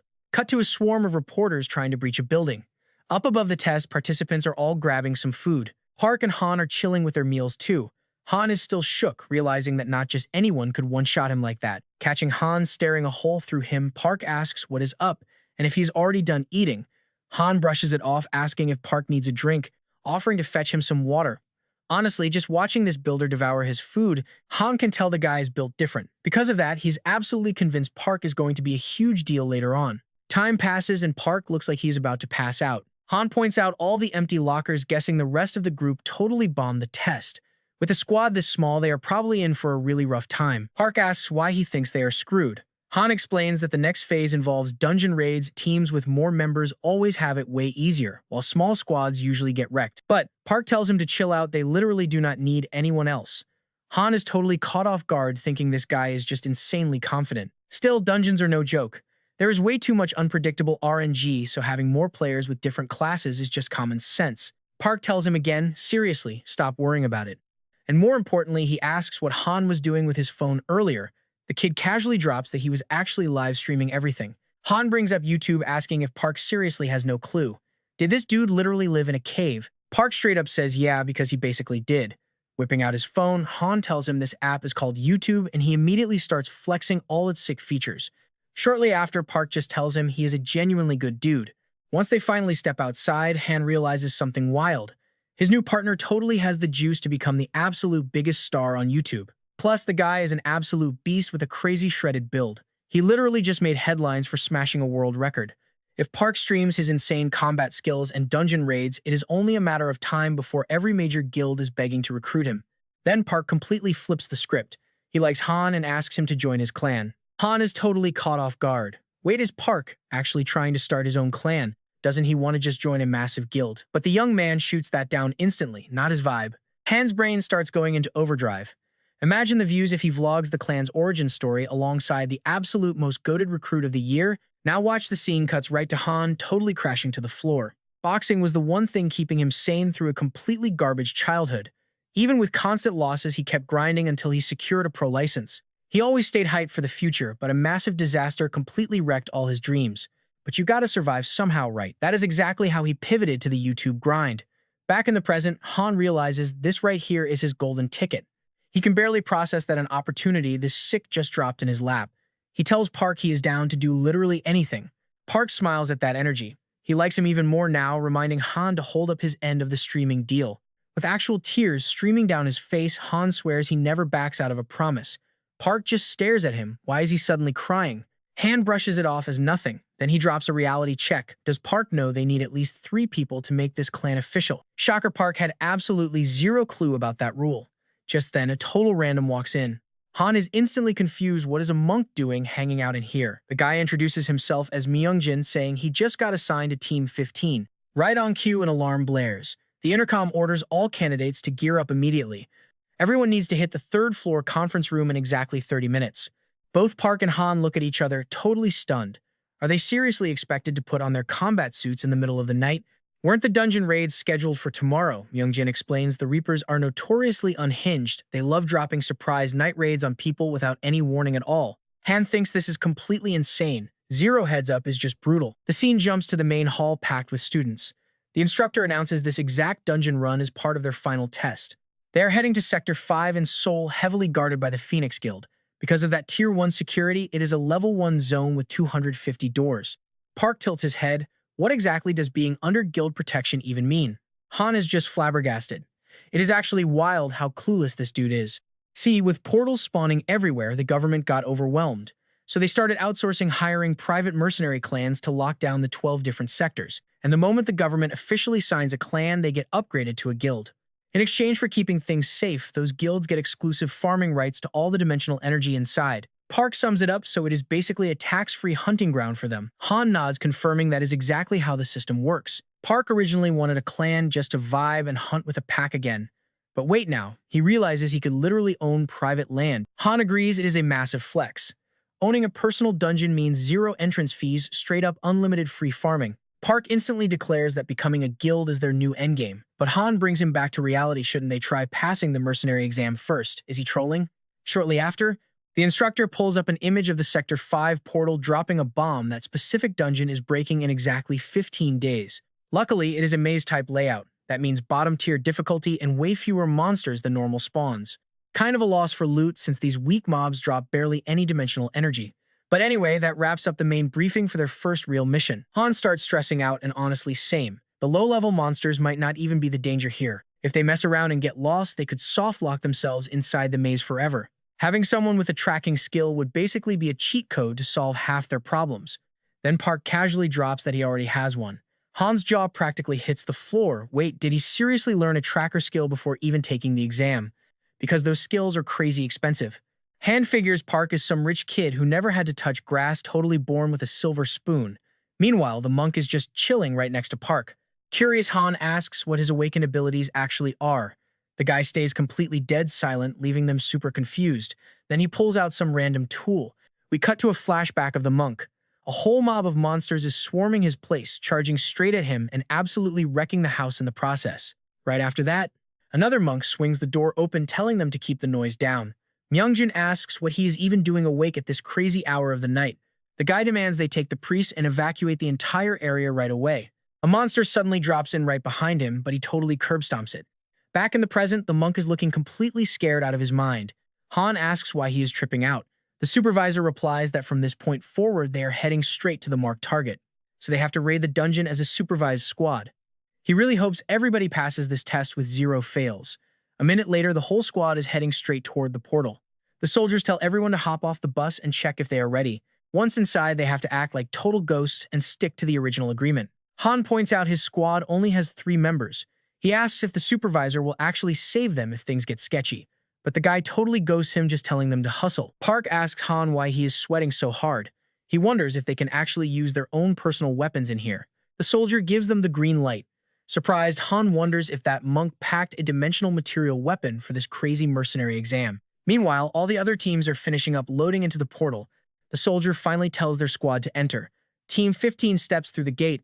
Han stresses out, wondering why Park is always rushing ahead like a madman. He tells the kid to lock down a perimeter first, but suddenly he completely shuts up. Realizing he probably lost points for loud rushing and not holding the line, he panics. Thanks to that, he pulls monster aggro and one is already up in Park's face. In 2 seconds, the kid grabs the monster and absolutely destroys it. Han admits that making noise to catch them slipping and lure them into a trap is actually a 5-head play. He asks if Park is using a tracking skill to push forward. But suddenly Park triggers a trap and a massive volley of arrows rains down on them. The scene cuts to a massive dragon getting lit up by gunfire. That monk had somehow cleared out all the surrounding monsters. With tears streaming, he apologizes and completely blames himself. Then the monster is totally obliterated. Back to Park's fight. Han watches the protagonist popping off with the staff and admits the guy is seriously goated. But then he steps on another trap, dropping them straight to the floor below. The door slams shut, locking the whole squad inside this dungeon. Looking up, they realize the exit is totally sealed shut. Han starts panicking hard, wondering if his dreams are cooked and if they are literally going to die down here. Suddenly, it clicks for him. He realizes they actually just pulled a massive amount of monster aggro. The monk chimes in with an apology, admitting his awakened skill is an AoE taunt. So yeah, he basically invited every monster in the zip code. Park says that is actually sick because he was way too lazy to hunt them down individually. He instantly launches himself out of the pit. Han just stares, wondering how anyone could kick with that much insane power. Park tells the monk he passes the vibe check and should totally join his clan. The guy is still buffering, completely lost. Then a gigantic monster horde pulls up. Watching them coldly, Park stands ready while Han fires up his tracking ability. Spotting all the targets and rigged traps ahead, Park immediately starts sprinting. Han realizes they are in serious trouble right now. Then the monk extends his staff toward Han, telling him to grab on and climb up. Han admits his brain is completely fried since this operation has completely gone off the rails. Once they get on their feet, they are completely shocked. Park already wiped the entire monster horde solo. Han watches him, thinking this guy is absolutely insane. Park just tells them to follow his lead and watch out for the unconscious ones. They do exactly what he says, cleaning up the rest of the trash mobs. Amazed, the monk wonders if Park is naturally dodging the traps or running a tracker. Either way, he's rushing ahead at blinding speed, shredding monsters and casually using traps to his own advantage. Looking up, the monk spots a skeleton creeping behind Park, but the monk comes in clutch, tossing his staff right at the skeleton. A second later, the system notifies Park he just bagged 42 conquest points. We cut over to a control agency. Get this one. Soldier announces a squad is already extracting from the dungeon. His partner is absolutely floored since the test barely even started a few minutes ago. He points out this raid normally takes 2 full hours, wondering if some kind of fatal accident happened inside. But the guy reports it was Team 20, and their vitals are completely normal. Right after that, his phone rings. He picks up. It is the supervisor on the line demanding to know why they headed back early. The soldier on the other end simply confirms it. They already cleared the whole mission. The footage speaks for itself. Judging true power in a level 1 gate is tough, but get this, Park just shattered the performance record. Back in the city, Han fires up a stream. He hypes everyone up daily. Clan streams are officially starting. Chad immediately asks what the content is for today. Han says they are doing a watch party for the Sioux Clan house video dropping soon. Then he pans the camera around to show off everyone's dorm rooms. Next stop is Park's grandmother's place. Han asks her to say hi to his 6 subscriber count. She is not having it. Grandma snaps back she is busy, so he better scram before she chops him up. Han totally freezes up. He thinks to himself she is normally chill, a genuinely sweet old lady. He dips into Park and the monk's room next. Midstream, Han turns the camera and introduces the monk as Myungjin. Han tells him to drop a quick intro for chat. Myungjin says he lost everything during the evil spirit attack, except for the staff of clairvoyance his top disciple left behind. Right then, a truck rolls up. It is Junho, Park's brother, yelling out to see if they are ready. The whole squad piles in. As they head out to the drop zone, a drone buzzes overhead. Park stares at it, asking if he should just smash the flying thing. Han totally panics, realizing Park does not recognize drones. Han explains they are pushing into the Area 4 mission zone at Gate 30. That portal means today is their first official clan dungeon run. Flexing for the stream, Han asks chat if they knew his awakened skill is literally perfect video memory. So nobody panic, and even more goated video is dropping very soon. Fast forward, the squad enters the dungeon. Han checks if Park has any ranged skills, but Park just flat out says nope. Han is utterly confused. He asks how they plan to wipe out these bats without range. Myungjin steps up, leave it to him. He whips out a drum and starts slamming it, creating an insanely loud shockwave. The entire bat horde immediately aggroes and swarms them. Han freaks out, asking why they are rushing in. The monsters dive straight at Myungjin, and the monk casually ignites a massive fire skill. But wait, a massive boss bat drops down. Total waste of time though, because Park instantly slices the beast completely in half. Just like that, mission accomplished. Park points out the open gate and tells them to hustle. Chat is losing their minds, and honestly, can you blame them? We cut to Miss C, staring at the screen, totally stunned. Her agent notes that with the crazy drive those guys have in Area 4, that trio could easily clear 20 dungeons daily. They're absolutely speedrunning every single level 1 gate. He pulls out his phone, checking out Han's live channel. Miss CEO sighs. She tried so hard to keep Park hidden from the media, but his own guildmate had to be a streamer. The agent warns her that Park's clips are currently trending 3rd overall. If they ignore this hype, it will explode, so they need damage control immediately. The guildmaster crosses her arms. She is already painfully aware. On her monitor, she is analyzing combat footage of a duel where one guy just completely dominated the fight. That monster on screen is Lee Sang-woo, a native South Korean SS rank irregular. She dreads the government approaching Park too recklessly to protect him, only to accidentally create a second unhinged Lee Sang-woo. She stands up, ordering them to prep for contact with Park, and to ensure success, she will handle this meeting herself. Back at the house, Han turns to the monk, asking if he has a real job. Park chimes in, where would he even work without a temple? Junho mentions the monk is staying in Seoul with a temple family that survived the disaster. Seeing Han getting annoyed, Junho suggests the streamer touch grass for 1 day. The clan is already primed for rank renewal. Plus, the clan account is sitting on 140 million won. Han is absolutely mind-blown by that massive number. He realizes he only looted blood crystals, yet somehow pulled in 20 million won in just 3 days.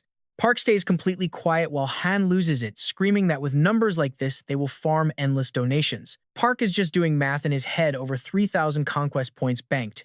Time to hit the shop and buy literally everything. Park says he is taking the entire day to just chill and touch grass. Juno stands up, hyping a trip to the local park with his kid and grandma. Meanwhile, the older lady is chilling, feeding their dog. Park stares at the puppy straight up, wondering if dogs can awaken just like humans do. A bit later, he hollers at his brother. Park mentions Juno has been grinding on that busted truck lately, asking if it is too tough. Juno admits he does not even know where to begin. Finding the parts is totally rough, but actually fixing the thing leaves him completely cooked. Park casually asks if he just wants to cop a brand new ride instead. Juno instantly lights up, absolutely hyped about the idea. Flash forward, the bros are chatting with a dealership manager about picking a car. The guy starts yapping, breaking down every single detail on repeat. Park checks if his brother vibes with it, and Juno instantly says yes. Choice locked, and Park flexes that he is paying straight cash, asking to drive off right now. Just like that, the two roll out of the lot in their sick new ride. Juno is absolutely glowing. He says this car is totally goated on a completely different level compared to his old clunker. Park points out the passenger seat is insanely comfy. He admits he definitely should have dropped cash on this ages ago. Juno suddenly asks why they are heading to Area 34, wondering if that zone is completely restricted. Our main guy reminds him, "Did you not say you could not awaken because you were broke? That is exactly why they are doing it today." Soon after, the scene cuts right to the guys pulling up to the exact spot. Looking around, it is just rows of wrecked houses. Juno is definitely not vibing with this sketch setup, and the dog is already on high alert. Park asks if the dog catches that nasty scent because that smell is 100% a goblin. Juno admits he is low-key freaking out and begs to just bounce. Park just hops out of the car. He says he will be right back, tells them to wait with the dog, and literally jumps away. Juno is obviously not a fan of this. Right after, the scene cuts to a totally different spot. A sketchy crew is gathered around, straight up binge-watching the viral video of our protagonist and his squad. One guy points out Park is insanely famous on YouTube. He calls him an irregular, which explains why his combat power is totally off the charts. The other dude argues that at his level, hiring an assassin is practically useless. But still, they cannot just let him roam completely unchecked. The first guy demands a list of guilds in Area 4 with heavy sponsorships. Then a specific name suddenly clicks in his head, Shu. But there is someone else way more goated for this mess. He orders them to make the call, offering whatever cash it takes to finish the job. Sometime later, the scene flips back to the city while it is pouring rain. Grandma Sucha from earlier is just walking casually, thinking about doing her laundry. Suddenly, a car pulls up and a whole crew steps out. They ask if her name is Sucha, claiming they represent the attorney's department. They politely request a meeting with Park. Hearing this random girl, the older woman stays totally silent. Then we jump straight back to Juno in his car. Stuck in the pouring rain, Juno mutters that he cannot see a single thing. He wonders what his overpowered brother is even doing right now. The dog is tweaking on high alert. Within seconds, a goblin pops up, but it gets instantly wiped out, and Park finally makes his entrance. The second the two step out of their sick new car, more monsters start spawning in. Park shoves a dagger into his brother's hand, telling him to follow his lead while he slaughters them. Sweating bullets, Juno begs for a timeout. Park straight up asks why Juno is freezing up. Juno fires back, asking if getting an awakening is actually mandatory. Park says you cannot survive acting weak, which is exactly why he must catch a body right now. Right on cue, another goblin rushes the dog. Park yells at the pup to attack. The dog actually launches itself, sinking its teeth into the monster's arm. But honestly, that is not enough.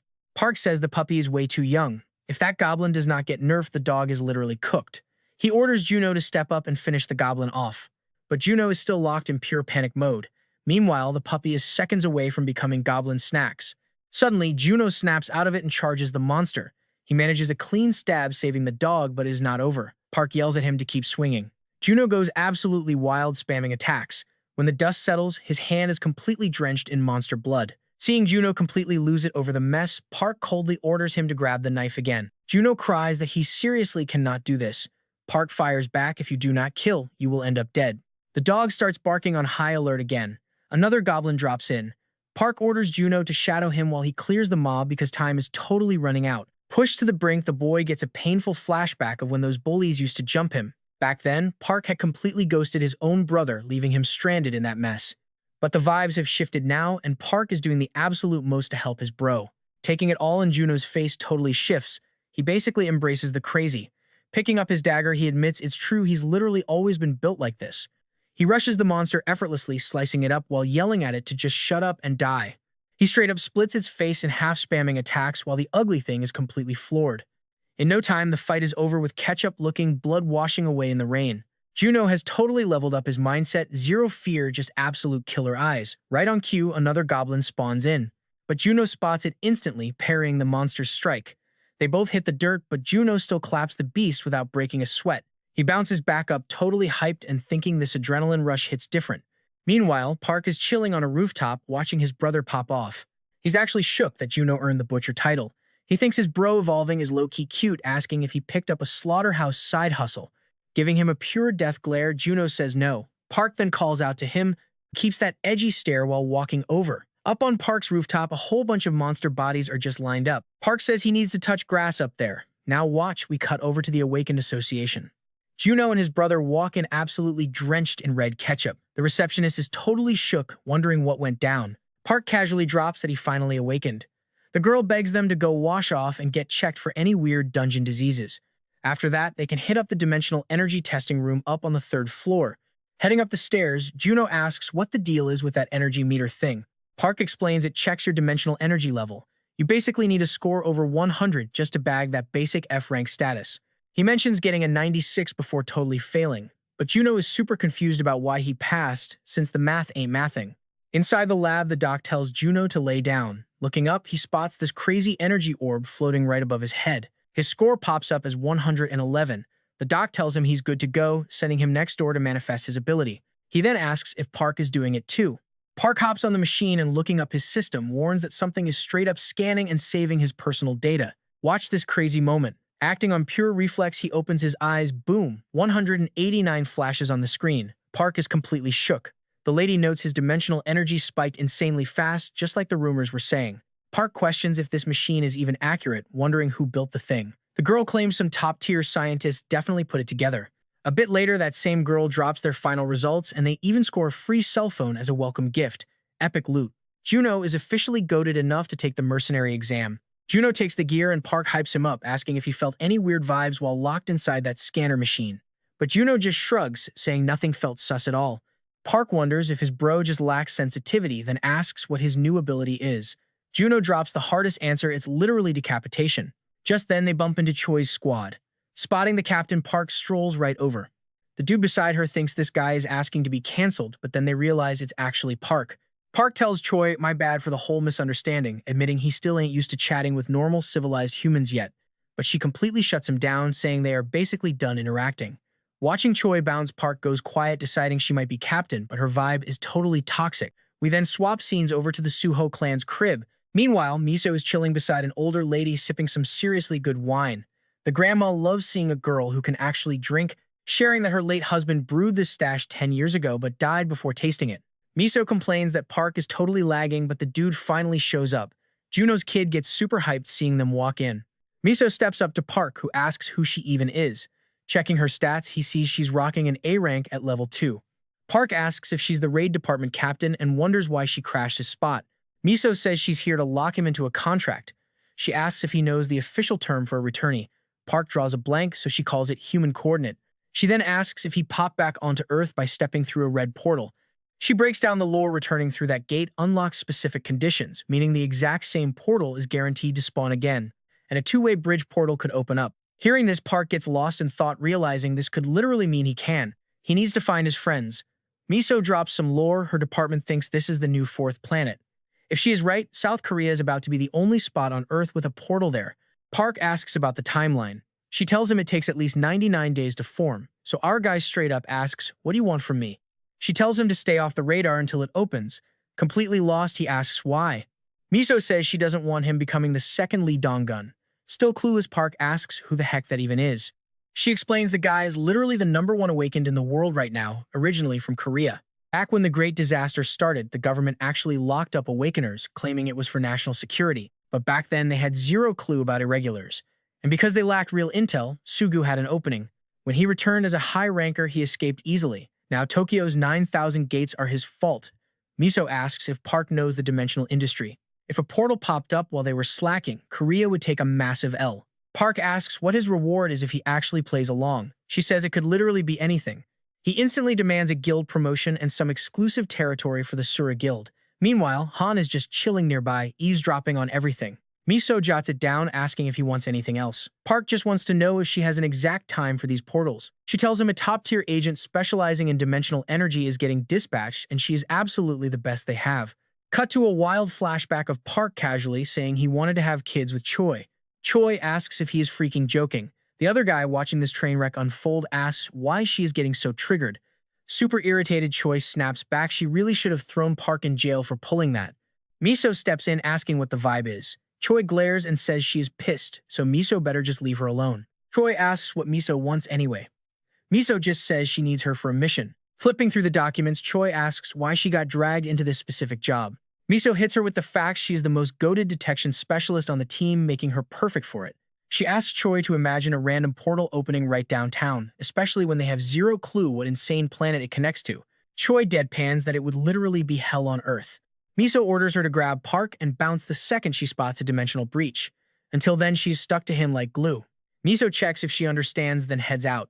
Annoyed, Choi mutters she needs to go touch grass and write her resignation letter.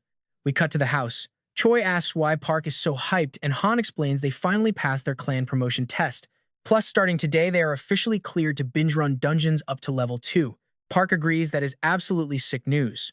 Chunho chimes in, hitting level 2 means they need to be a rank B squad, but their numbers are looking pretty thin. He suggests they just stick to grinding those level 1 dungeons for now. Han nods, admitting Chunho makes sense, but honestly, with Park rolling with them, they are set. He knows level 2 will be a total breeze. Park plans to farm cash first, then buy skill books. Once they get geared up, they will form real attack teams and recruit more players. The monk suddenly pops up to introduce himself. Everyone says what's up, asking if he ate. The monk nods, confirming they are heading out today. The camera cuts to a massive line of cars. Everyone is driving straight toward the portal zone.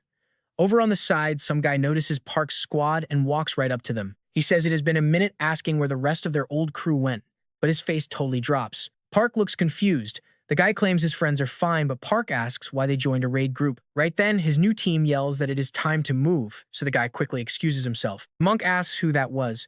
Park shrugs it off, just an old dungeon buddy, but they should just focus and get inside. But watch closely, some completely unknown dude watches Park's squad head in, smiling like a creep. Then the other guy's squad finally decides to enter too. Meanwhile, the guy feels awful for hiding that his clan actually disbanded.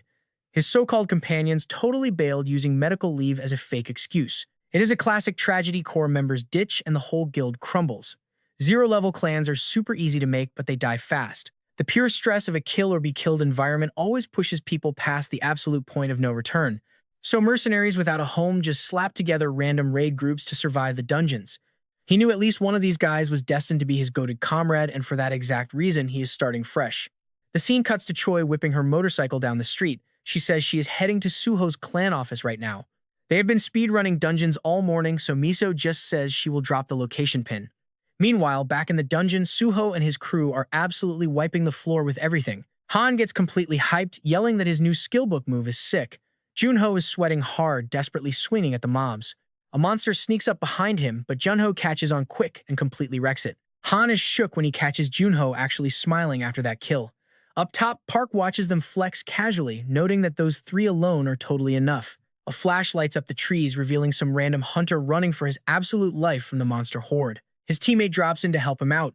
Honestly, though, it does absolutely nothing. The guy screams out, "Why did you toss a firebomb at me?" Then a monster just grabs his buddy, and yeah bro gets totally chomped. Lying there wrecked on the dirt, the kid mutters that their squad is totally finished. He admits he is insanely jealous of Park's goated team. But still, he refuses to quit and forces himself back up. Han flexes that he was way faster this round and barely even broke a sweat. Suho says that is awesome, deciding they will split into squads now. But then some random guy pulls up asking if they belong to the Suho clan. The kid demands to know who is asking. The stranger introduces himself as Choi Myung-woo, claiming he reps the BG guild. The whole squad is shook. That guild is top-tier famous, literally ranked 20th in the entire nation.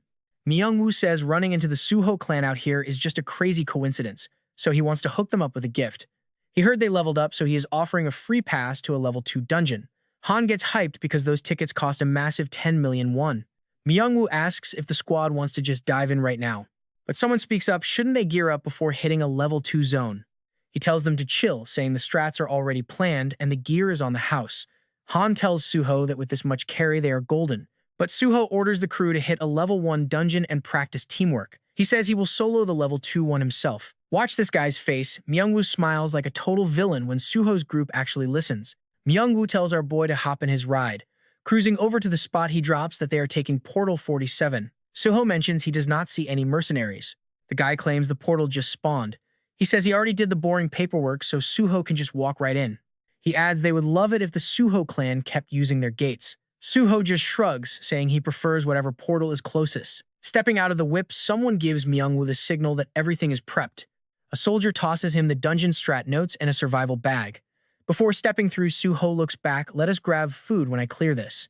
Myung-woo waves him off, telling him to speedrun it so they can grab drinks later. Suho slaps his helmet on and steps into the rift. Right after a biker pulls up, parking the bike, she takes off her helmet and asks if Suho already went in. Myung-woo says yeah, then asks who she even is. Choi sprints straight for the gate shouting she is Suho clan and going in too. Hearing that, Myung-woo just smiles like a total creep. Myung-woo tells a goon the bounty is 2 billion per head. The guy gets confused. Why is it so pricey if they are not assassinating them? He replies that baiting them is super easy, but the risk is crazy high since Suho is literally a massive celebrity right now. So Choi dives into the portal. Flashback to earlier, she met up with the squad demanding his location while they explained the whole deal. That made her hop on the bike to chase our boy down. She told Miso he went to a different gate and that she was rushing to catch him. Miso told Choi she had to follow him into the dungeon. She needs Choi to physically witness his abilities and report everything back. Choi complained a level 2 dungeon was boring, plus her outfit was definitely not made for combat. Miso just reminded her she already had the magic bracelet equipped. Choi complained she really liked her fit. Miso shot back, "I will double your bonus if you ruin your gear." Choi asked if going that hard was really needed. Miso simply replied, "Isn't locking down Suho important?" Speeding down the road, Choi reminded her she claimed they already secured the contract. Miso scoffed that having backups is just common sense. Jumping back to the present, Choi phases right into the portal. Over on the inside, Suho realizes the vibe here is totally different, just as he senses someone else stepping through the rift. Suddenly, Choi shows up naked, yelling at him to shut his eyes, since her gear vanished mid-travel. She quickly taps her bracelet and boom, a fresh outfit drops. She totally complains that she should have demanded triple hazard pay, but then it hits her, our guy just saw the whole thing go down. She gets super salty because she literally told him to look away. Sweating bullets, Suho awkwardly compliments the bracelet and asks if it has a built-in inventory. She completely ignores that and asks how long he was staring. Suho just remembers she caught him naked before too, so in his mind, they are totally even. He brushes it off and asks why she even showed up here. Choi fires back that she is his official guardian. Suho roasts her, saying he expected someone who was actually competent. Getting triggered, she flexes that she is heavily qualified for the job. Our boy straight up says she does not look it. Choi defends herself, claiming she only rushed over because it was an emergency. Our main character lets her stay under one condition: do not touch his loot. She chills him out, claiming she just came to watch him cook.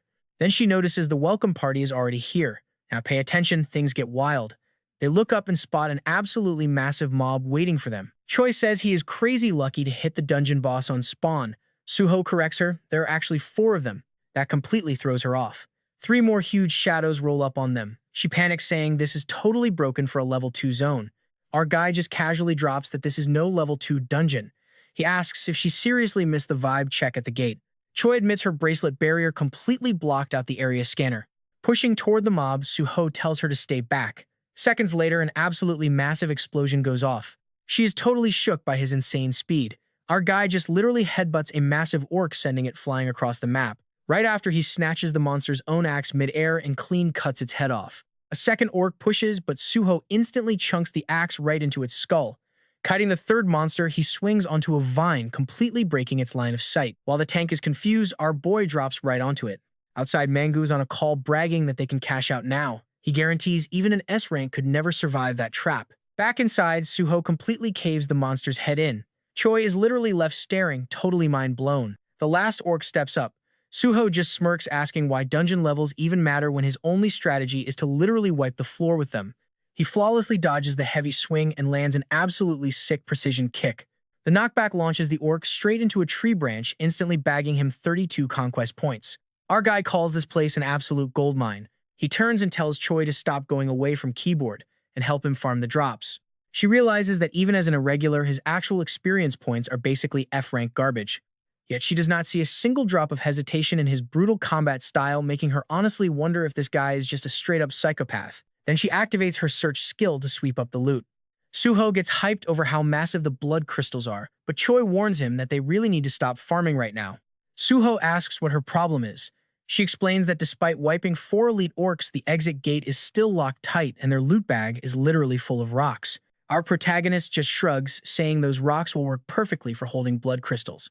Choi stresses that this zone is at least level 4. She says surviving this cliffhanger together is going to be wildly impossible. It finally clicks for Suho. Mangu scammed him hard, baiting him into a deadly level 4 raid for 0 pay. Furious, he screams out that he is going to buy that scammer a very special payback gift once he clears this place. Choi sighs, officially deciding her new partner is basically brain dead. Suddenly, a 5th orc rushes her. She braces for impact, only to realize her main sword is totally missing because she left it strapped to her bike. Luckily, Suho hard carries and saves her. He casually tells her to chill since he is pretty goated even if his old stats were better. Then Choi detects a massive presence and insane rumbling. Popping her clairvoyance skill, she spots a whole wave of heavy mobs rushing them. She panics, calling out a full orc squad. They are completely boxed in and there is a massive war chief leading them. Suho jokes that even without the monk Mangon feeding them, the XP just keeps delivering. The orc wave pushes forward mounted on giant wolves, catching him slightly off guard. He warns the girl to back off, this whole wave belongs entirely to him. She throws up a shield. Meanwhile, our absolute unit of a boy keeps slicing orc heads clean off. Choi digs into her inventory to pull a backup sword, slicing down one monster, though she is definitely missing her main weapon right now. Suho flashes in telling her again not to steal his kills and goes back to headhunting. But out of nowhere, a massive club absolutely decks him. The war chief has entered the chat. Suho pops right back up asking if this ugly beast is the boss. Zero response, the giant just charges. Suho cleanly dodges and buries his knife right into the monster, shouting for Choi. Suho wonders if he actually caught a body, but nope, that orc is still kicking. Someone asks Miso if Choi chased after Suho, but their cell signals are completely dead, zero movement for an hour. Miso swears they are totally together. Meanwhile, Han tells the crew to park the car, chill for an hour, and fix their inventories. Big yikes, they realize Suho literally left his phone in the car and Choi ditched hers on the motorcycle. Miso demands a location check on Choi, only to find out she is stuck inside a fresh level 5 dungeon. She is completely baffled about why they are in there, demanding the DGB guild portal manager call her as soon as possible. Back in the dungeon, Suho gets tossed like a ragdoll while the orcs push forward. He admits things are getting sweaty. He bounces right back up, disrespects one of the mobs by grabbing its axes and just yeets them at the horde. The mobs start spamming arrows. Choi actually dodges a few, but then she completely wipes out. The monsters try to gank her right then and there, but she pops a defensive bomb, literally blowing them to pieces. Suho swoops in, saving her from the orc chief's massive hit. Choi yells out asking what his plan is, and he screams, "We gotta run." She yells that there are orcs literally everywhere, so Suho quickly points to a totally empty spot. Choi argues they cannot go there because it is a cliff, which is exactly why this madman wants to. Suho just scoops her up, tells her to hold on for dear life, and totally yeets them straight off the edge. Those mobs are still thirsting for the kill. Somehow, Suho sticks the landing perfectly, leaving the monsters completely stun-locked up above. Choi is just completely mind-blown that she did not just bite the dust. Then Suho, acting like an absolute giga Chad, just drops her on the ground, complaining that he almost got packed up. Choi cannot even process this guy. But honestly, if you saw that completely insane drop, you would be hyped too. We cut to a cave where Suho is hiding out with her. She immediately asks what his grand master plan is.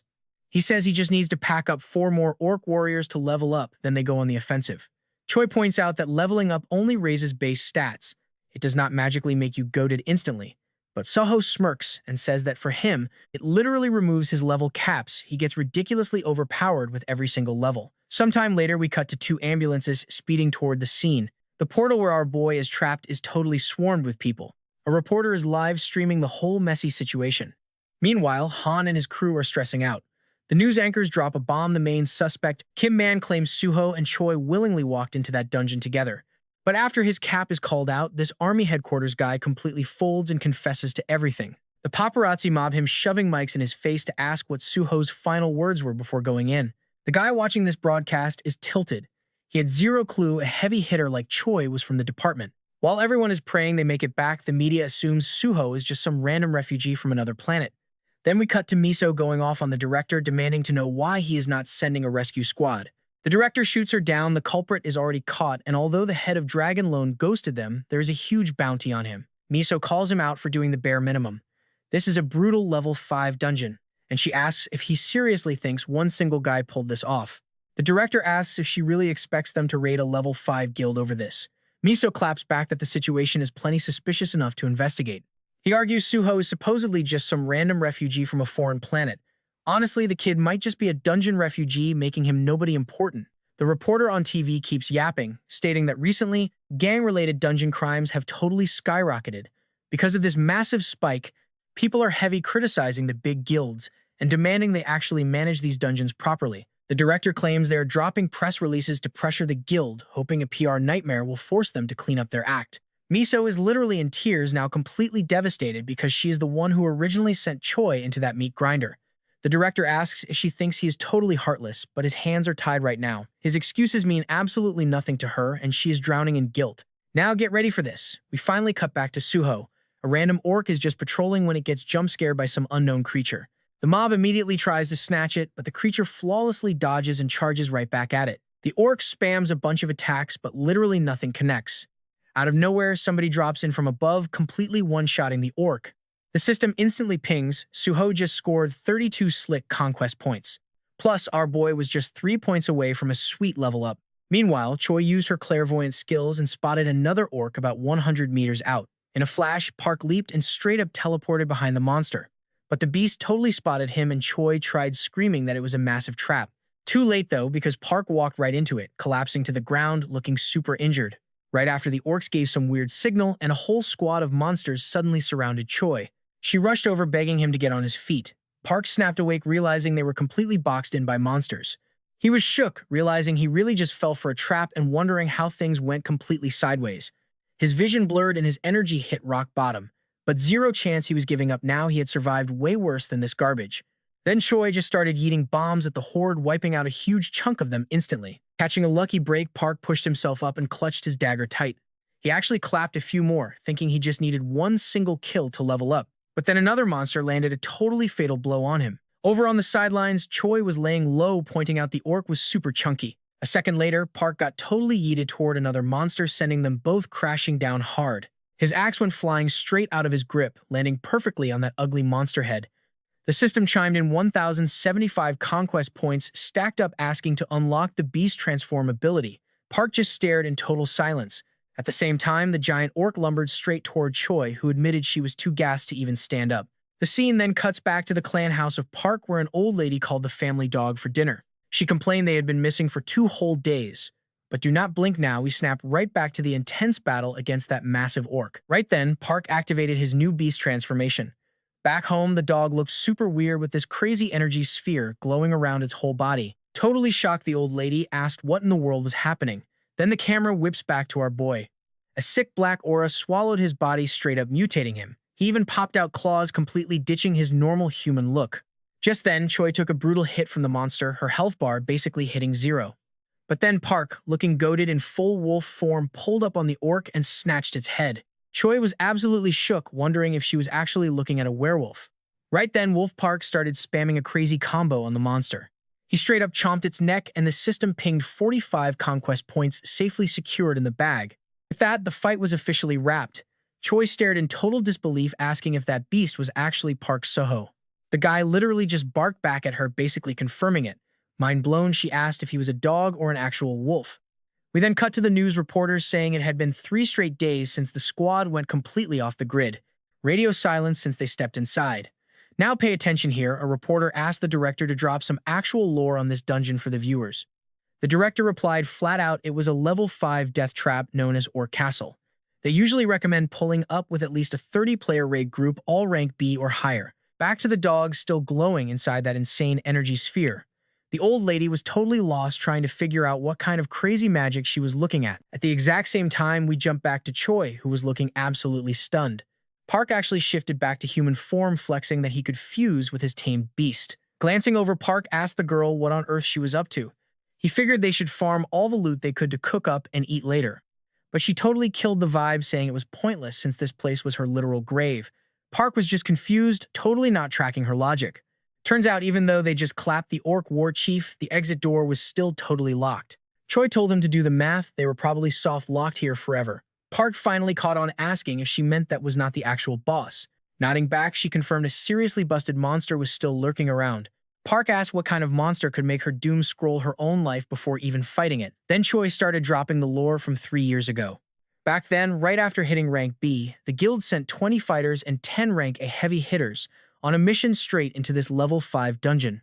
The flashback hits and some old dude was checking on Choi, asking if her ankles were holding up okay. The girl told him to chill out about it, claiming she was feeling way better now. Suddenly, a whole wave of orcs started pushing toward the squad. The man barked at them to hold formation as they marched on the central tower. The crew just started sweeping the front line, deleting every orc in their path. The guy keeps barking orders so his squad can push forward, but out of nowhere, he gets absolutely folded. Right after Choi hits the dirt hard, the orcs start rushing her while she's completely frozen, too scared to even twitch. But then some random dude drops in to save the day, totally wiping out the mob around her. Total chaos. Miso steps right up into the brawl.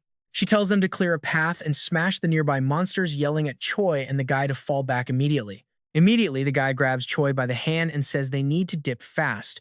But Choi tells him to hold up something, feels super off. He brushes it off. We can chat after we escape, he tells her. So they start sprinting away from the horde. Still, the whole vibe is totally weird with this massive energy spiking from the opposite direction. Meanwhile, some terrified monster is chilling on top of the tower and suddenly an arm basically gets ripped out of its socket. Choi collapses straight to the ground and a random katana literally drops right in front of her. Miso and her whole crew look completely shook by something. Since their captain just got completely clapped, this massive goblin stands over him, actually crying its eyes out. Choi just watches the whole train wreck happen, and with his dying breath, the guy mentions the sword. Choi just thinks who actually cares about some dumb sword right now. But she remembers his old lessons, how he always told her to pour her emotions into the blade, treating it exactly like her own body and mind combined. Because of that vibe, she needs to grip the weapon like it is her entire world. Back in the flashback, her master gets totally wiped out. Choi just stares at the carnage, completely traumatized. Then we snap back to the present where Park stands in the pouring rain, watching the girl who looks incredibly rattled. Park simply walks right up and pulls her into a hug, knowing she just went through something heavy. Cut to Han. He's totally panicking, wondering what the squad will do if Park actually ditches them. Meanwhile, things are getting totally wild on the news. The reporter announces some high-tier shaman is throwing down a ritual to save our boy's life. On top of that, a strike team stacked with top tiers from the Sioux district is rallying outside the dungeon. They are fully hyped for a revenge mission. Back over here, that guy is sweating bullets, complaining that if he had just joined the Sioux Guild on day one, this huge mess would not exist. But get this right after we see some random dude binge watching that same broadcast. Suddenly, a girl grabs him from behind, asking what has him so glued. He scoffs, saying no matter how much time passes, the stupid sentimentality of this country never actually changes. We then jump to the cave where our goated protagonist is chowing down next to Choi, casually mentioning that the food slaps hard. Watching her closely, Park points out that she really seems to enjoy her food. She fires back, asking if downing 12 burgers is even a big deal. She claims she is finally full.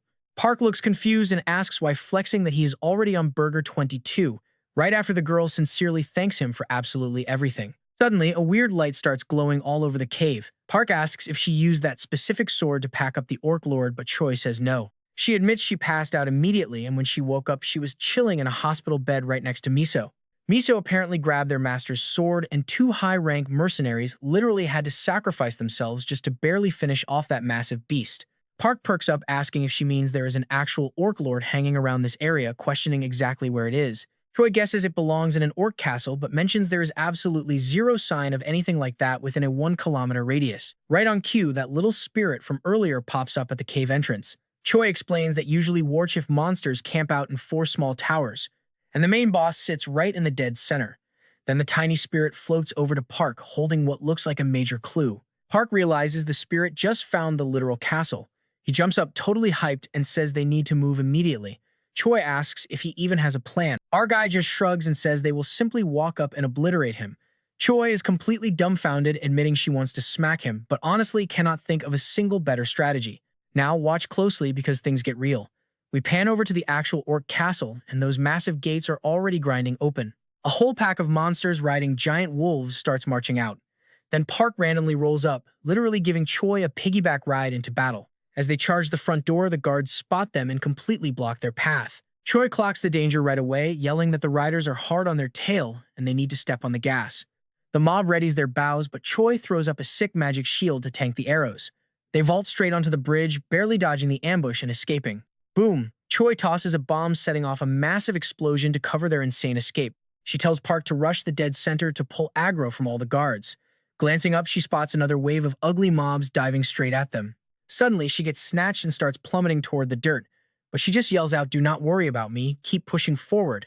Mid-air, she clutches onto a chunk of the castle wall, perfectly catching her balance, but of course, a fresh squad of orcs spawns right in her face. Without hesitating, Choi draws her blade while Park just keeps hauling himself toward the very top. Park finally hits the throne room and a straight-up nightmare goblin is waiting for him. The goblin stands up, acting all tough, but gets totally wrecked when Park literally bites his neck and slams him. Boss fight speedrun complete. The system pops a level-up notification, causing the whole castle to absolutely crumble. Caught in the chaos, Choi is free-falling, thinking this is totally good game for her, but Park swoops in, grabbing her hand and totally saving the day. Choi asks about the Orc Lord. Our boy casually drops that he already smoked him, so they need to bounce and find the portal while dodging monsters. Choi is shook. She asks if he seriously one-shotted the boss that fast. Park nods and tells her to scan the exit. She fires up her skill and is totally hyped to see the dungeon doors wide open. Still completely mind-blown by his insane clear time, she just stares. Meanwhile, we cut to a surveillance truck running some serious data analysis. One dude looks completely flabbergasted, shouting that the CT-27 dungeon is actually opening up. Outside, the whole squad is losing their minds. A reporter announces the countdown for the CT-27 dungeon breach is officially on. The crowd goes absolutely wild. Meanwhile, Park and Choi are still hauling away from those monsters. Park asks if she spotted the exit. Choi lights up and says it is super close, they just need to step on the gas. But our guy suddenly catches a weird scent and totally changes direction. Choi freaks out, asking why they are detouring when time is literally running out. Park casually says he just wants to grab a drink. Right then, he pulls up on some wolves and tells them to heal. They actually listen. Choi is totally dumbfounded. Are they taking the doggos too? He drops a solid yes, saying from today on, these guys are basically his pack. But then they run straight back into those orcs. Choi panics, saying they are completely boxed in. Park just chills, saying a buddy tipped him off about a secret back door. Choi spams her radar skill one more time and yells to take a hard right. They actually spot the exit. But amidst the chaos, Choi screams they have exactly 1 minute before the door completely shuts down. The timer hits 23 seconds. Out of nowhere, a stray arrow flies in, like a heat-seeking missile straight at Choi. It lands a direct hit and she drops to the ground instantly. The orcs immediately start swarming her position. Park tries to whip around and help, but Choi screams at him to just go. Like Park would ever listen to that, he rushes straight into the mob, absolutely wrecking the first orc in his path. Cut to outside the dungeon. The reporter announces on live TV that the door officially closed 8 seconds ago. The whole crowd is praying they make it. Inside, Park is going full beast mode, carrying the girl while smashing his way toward the exit. She warns they only have 4 seconds left. Park tells her to hold on tight. He launches them into a massive jump right as the timer literally hits 0. A blinding beam of light flashes and the entire dungeon basically nukes itself. Outside, the reporter sadly states that despite everyone hoping for a miracle, the duo completely failed to make it out. But watch this. A bunch of wolves suddenly pop out of the rubble, closely followed by Park and Choi looking completely badass. Bystanders start screaming that somebody just flew out, rushing over to check the crater. The smoke clears and they realize it is them. Park and Choi are still breathing absolute legends. The reporter completely loses it on camera, announcing a literal miracle the 2 hunters trapped for 4 whole days are totally alive. Watching the viral clip, Miso notes this was shot right as they left the portal. They were rushed straight to the hospital. Naturally, wild clickbait headlines started popping up everywhere immediately. The director stares at the screen, muttering that these reporters have zero chill with their titles. Miso shrugs. Somebody clearly leaked the info, so the media is just farming those views. The boss tells everyone to touch grass. They are here to manage the fallout, not point fingers, so get back to business. Miso pulls up the intel. Park is officially trending globally, and top-tier agency scouts from all over the world are already hunting him down. There is Victor, a hardcore Russian KGB agent. Then Gorenstein flying in from Israel. And obviously Nakamura, the Tokyo Awakened Federation vice chief. The director groans, asking why that total clown is back again. Miso confirms, adding he even brought Sunwoo along. But honestly, she thinks the American guilds are the true final bosses here. The director stresses they absolutely need to lock Park down fast, asking if they have any leverage besides their current basic contract. The doctor chimes in, as long as Park's family stays in Korea, he is not going anywhere. The director is totally shook. Does this kid really value family over massive stacks of cash? The doc replies that since Park spent over 1,000 years touching grass with wolves, he is probably just super homesick. Actually, it is the exact opposite. After returning to Earth, he is totally missing his goated wolf pack from the last millennium. The director admits our main guy is pretty tough to read, but the doc insists he just really values family time. Deep down, the dude is honestly just a regular guy, so they decide to just hand him a sick private territory for his family. That way, Park has zero reason to beef with the department. The director greenlights this, but they still need to block any annoying scouts from locking him into a contract first. Miso pulls up a picture on the TV. It is an old abandoned factory. She suggests giving that spot to the Suho Guild for their home base and slapping a private property label on everything around it. The director figures a little fixing up will make it perfect, then asks if Choi is going to keep stalking Park. Miso claims she is the absolute best pick for the job. When the boss asks if she is awake yet, Miso says she is already bouncing back. He asks if she is resting up after writing her report on Park, and the girl straight up calls him a dog man. Everyone in the room is just completely caught off guard.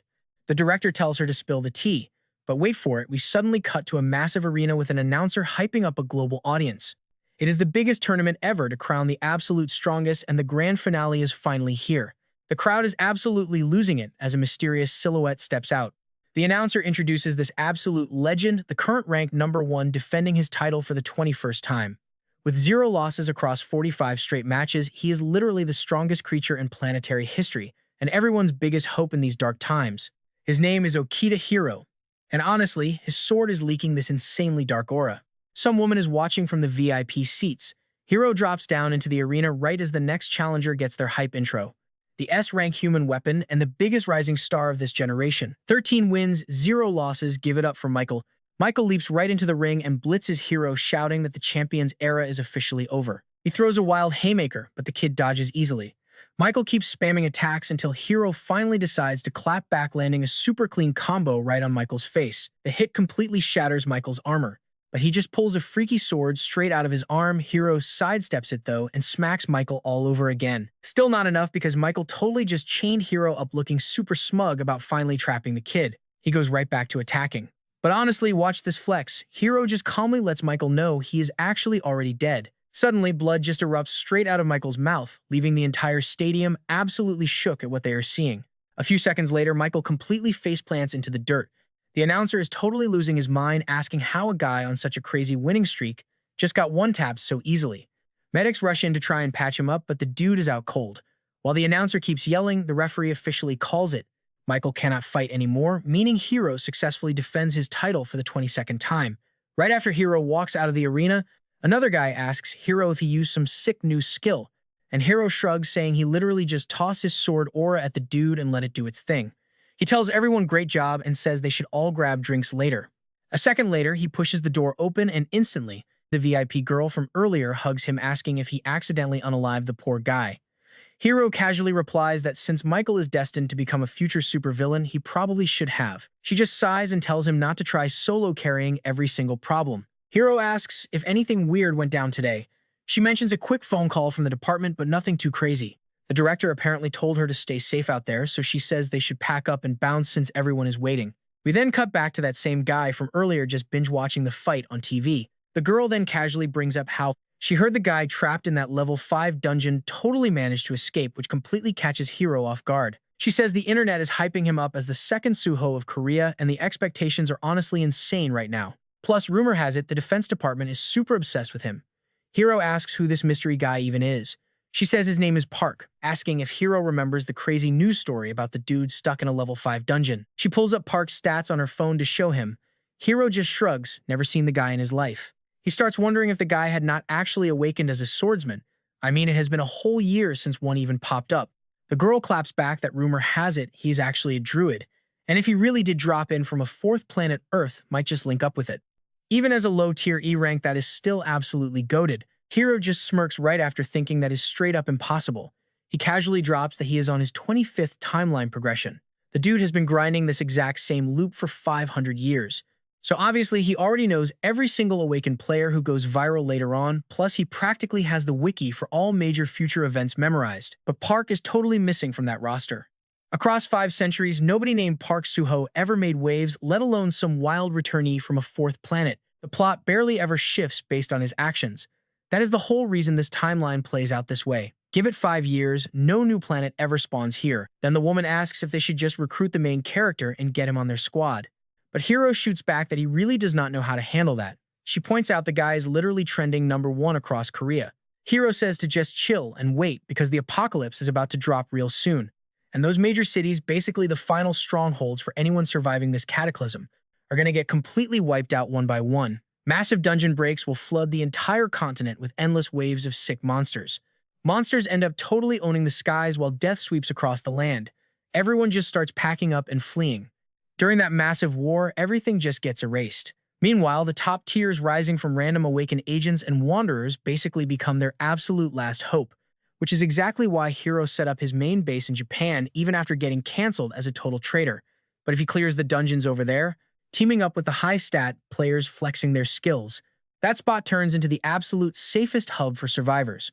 Plus, the Korean refugees never actually called him a traitor. They just used his name and hyped him up as a literal hero. Snapping back to now, Hero admits he thinks this whole thing is just a clout-chasing stunt.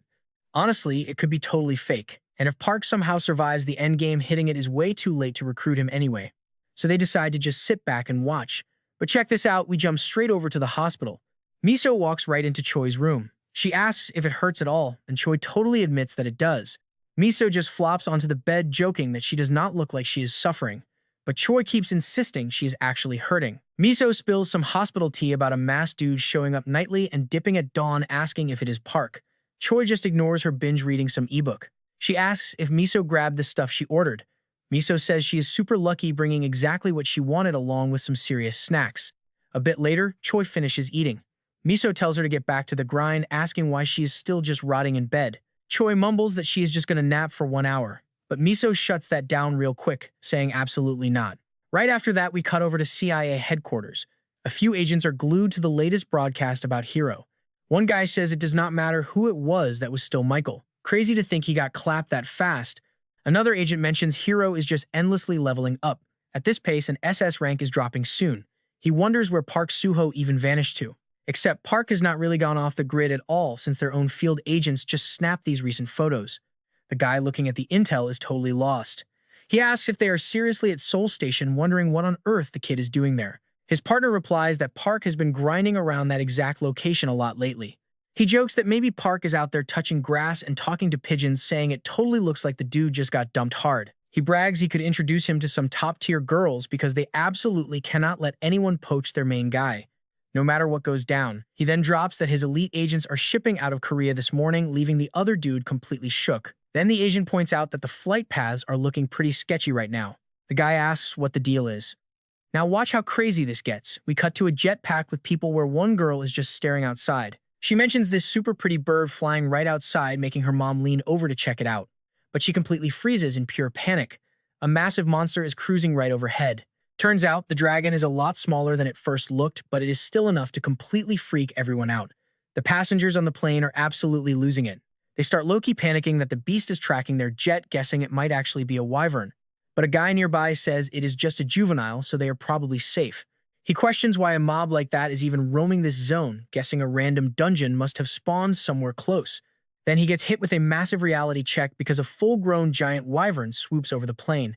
It instantly charges up an attack, completely engulfing the jet. The plane is completely engulfed in flames. It suddenly explodes, dropping straight toward the ground in free fall. Meanwhile, that dragon just keeps cruising through the air, eventually linking up with its squad.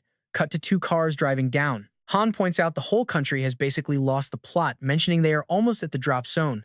Junho asks if this is actually the spot they are heading to. Han looks totally shook by the sight, asking if they just pulled up to a literal haunted house. Right in front of them sits this wildly creepy crib. Walking up to it, Han points out that it straight up looks completely haunted. He immediately starts complaining, asking if this busted place is seriously supposed to be their guild headquarters. He asks if the internet guy would even bother showing up to a sketchy dump like this. Then Choi chimes in, saying she literally just spotted a ghost up on the 2nd floor. The whole squad starts beefing over whether they should even step inside. Choi straight up refuses to live in a spot like this. Miso tells her to chill out, claiming she is probably just a little freaked out since it is her first time touching grass here. She promises the major renovations kick off tomorrow, so there is absolutely zero reason to panic right now. Park asks what the big deal is. He says the place is actually sick and they should just move in right now. Choi marches up to Park and asks if he is totally out of his mind. Miso jokes that a guy with wild instincts acts completely impulsively, suggesting they mark the land boundaries. That way they can figure out exactly how much turf to claim. Park actually thinks this over for a second. Right then, he casually triggers some kind of wild ability. A blinding light wraps around the whole area, leaving everyone completely shook, as these glowing tree spirits suddenly spawn. The little spirits rush toward a specific spot. Miso asks what is going on, and Choi points out that he is literally marking the boundaries of their new territory. These spirits work their magic, and suddenly tiny tree sprouts shoot up rapidly, transforming into a completely massive forest. The whole crew is absolutely hyped by how crazy fast these trees are growing. An entire forest just spawned right in the middle of the area. Park announces he is finally done, guessing the perimeter is roughly 1 kilometer out with their house dead center, telling them to mark the land all the way up to that exact boundary. Flashing a grin. Miso says it looks absolutely goated, officially declaring that starting today, this entire zone is designated as the Suho Guild territory. So everything inside these borders belongs to them. Park asks if they are being a bit too generous since he only plans to stay in the country for a few months. Miso replies they are just sticking to standard protocol. Plus, her whole department basically views Park as absolute family now. Park admits he actually vibes with that. Right after Miso slides the official contract over for him to sign, but Choi jumps in warning him to read the fine print while Miso just pushes him to sign blindly. After that, it looks like the deal is fully locked in. The squad agrees to grind hard until the portal finally opens. Park promises he will hold up his end of the bargain. Miso tells him to trust the government before they finally drive off. Choi yells to send the renovation crew immediately or she's rage quitting. The car quickly speeds away down the road. Miso looks super annoyed, muttering that Choi is getting way too toxic. Another guy asks how such a tiny squad can maintain this massive territory. Miso fires back if they fail, she will just use it as an excuse to deploy her own personnel there. Because of that, she orders a full list of attack units above level 5, telling him to get them ready. The scene cuts to some random ship. A bunch of bandits are trying to hijack it, bragging about hitting the absolute jackpot while lighting the boat up with bullets. The crew inside is fully panicking, immediately radioing out for emergency backup. They spam SOS messages to anyone nearby. Right at that exact second, the bandits violently breach the main deck. One guy yells to crank the engine and camp out in the engine room, but honestly, that is not going to save them. Suddenly, everyone completely freezes in pure shock. In mere seconds, all the guys on deck get launched straight into the air as a massive tentacle crashes down. A terrifying, gigantic creature tries to literally swallow the entire boat whole, forcing the ship to quickly sink. The captain takes a hard plunge right into the ocean. The second he hits the water, this absolute unit of a monster rises up and just swallows him completely whole. Turns out a whole swarm of weirdly mutated sharks are actively lurking right below the surface. Meanwhile, a rescue chopper flies over the drop zone, reporting they finally reached the exact coordinates sent by the ship. After scanning a 16-kilometer radius, the boat is just completely gone. But that giant tentacle is still chilling underwater, making a direct line toward another totally clueless ship. The camera cuts back to our boy, Park's new clan house. Those little tree spirits are busy tweaking the forest while the main crib is already getting a massive glow-up. A bit later, Choi's phone starts blowing up, but she is heavily passed out before finally picking up. Miso is on the line, teasing that she must be having a crazy fun time in that house. Still half asleep, Choi asks why she would even say that. Miso mentions she is still strictly on duty, asking if the girl is hanging out with Park right now. Still half asleep, the girl just mumbles she has no clue. Irritated, Miso calls her lazy, demanding to know what she means by that. Choi is told to get up. She finally stands, only to spot a ridiculously giant tree right in front of her. Sipping her coffee, she admits Park seriously went hard planting all this stuff so fast. These trees are already fully grown and looking absolutely goated. She admires the absolutely massive tree outside their house. Meanwhile, a whole pack of wolves casually roams the yard. Over with Park, multiple system screens keep popping up. They display all the 6 stats about his wolves. Our guy starts renaming the entire pack, but the system drops a heavy warning if their dimensional energy tops his own fusion might completely fry his sanity. Scanning the data, Park wonders if he can just keep grinding and leveling these wolves up. Right then, Choi rolls up asking what he is up to. Park casually says he is just assigning names to his new family members. Choi pouts that he totally should have woken her up instead of running off solo. Right then, the dog from earlier trots over. Choi is totally shook by how fast the pup is growing. Park mentions that the whole crew headed out earlier this morning. They are probably out there grinding the local dungeons. Surprised, Choi respects the hustle, grinding hard even in this brutal heat. Park then asks if she wants to take a chill walk to cool down. Suddenly, the boy transforms right there, telling her to hop on his back. She climbs up teasingly, asking if he just wants to flex his new upgrades. Park just tells her to hold on for dear life. He launches forward at breakneck speed, leaving Choi absolutely hyped by this crazy ride. She begs him to tap the brakes. Meanwhile, the whole wolf pack chases after our protagonist, and then the camera cuts over to a completely different spot. A guy asks if they seriously have zero news to report. Headquarters is apparently begging for some kind of update. But it has been 2 whole months since those guys even left the house. He wonders if anybody has crossed the perimeter at all. His partner points at the security cams. If anyone actually tried that, the military would get deployed instantly. Nobody knows when this portal is going to pop off, so 2 units are on standby. Just then, a wild vehicle rolls into view. The guard clocks it immediately. That is a Suho clan ride. Shortly after, the truck peels out, heading straight for a very specific drop zone. Inside the truck, Chuno complains about the insane heat, but those reporters are still completely driving the current situation. Meanwhile, Han is doom-scrolling YouTube. He pulls up info on our protagonist, totally confused by what he is seeing. Chuno asks what has him so locked in. Han brushes it off as nothing, though the guy is clearly overthinking something major. He cannot figure out why so many countries are dropping massive donos on Park. Even wilder, the biggest super chats are coming from heavy-hitter foreign scouts. Glancing out the window, they suddenly spot Park and Choi. A whole wolf squad is casually jogging alongside them. Choi waves at them. Han loudly shouts out to his sister-in-law, completely irritating her. Han jokes that if Choi is freeloading and eating at Park's place, she is basically his sister-in-law already. He adds that Park clearly is not offering them a lift anytime soon. Seeing Park zooming like a speedrunner, Han gets hyped, prompting Chuno to floor the gas pedal. Park insists he will not get outpaced by a clunky truck, so now we basically get a full-blown drag race to see who is truly faster. Glancing back, Choi spots something sketchy, and this is where things get absolutely wild. She confirms a literal dimensional break is opening within a 200-meter radius. Flashback time, Park and Choi back in the hospital. The girl straight up asks what kind of wild planet he had actually been living on. He casually explains it was the Animal Kingdom, basically a cursed, unimaginable nightmare zone packed with aggro mobs rocking dimensional energy well over 700. Choi is completely shook by those insane stats that power scaling is off the charts. Park adds that it is a brutal PvP server where turf wars never end until someone gets packed up. If you even wanted to lead a faction there, you had to hit rank U. And even after clutching the king title, you spend centuries fighting off random challengers. The camera then snaps us right back to the present day. Choi realizes something terrifying. With this bridge portal linked up completely unrestricted, fast travel is now open for both sides. If Park is not capping, this entire area is about to become a massive war zone. They will be throwing hands with highly toxic beasts from another dimension. They are facing a showdown against monsters scaled way above rank S. We then cut over to Choi having a serious chat with the director. She asks if he thinks Park's alien planet will actually be friendly to them. The director asks why she is sweating it. He reminds her that Park is literally the undisputed king of that place. We jump back to Park and Choi on the run. She asks why he even bothers calling himself the king of that toxic server. Park drops a heavy truth bomb. If the current king has changed, those beasts will absolutely try to gank him the second they see his nerf stats. Totally bewildered, Choi admits that actually makes terrifying sense. She then yells at him to sprint full throttle straight toward the northeastern field. They desperately need to ditch the city center aggro right now, so they immediately dive for the cover of some thick bushes. Han, meanwhile, just wonders where they are heading. He decides to follow them fast, heading in the exact same direction.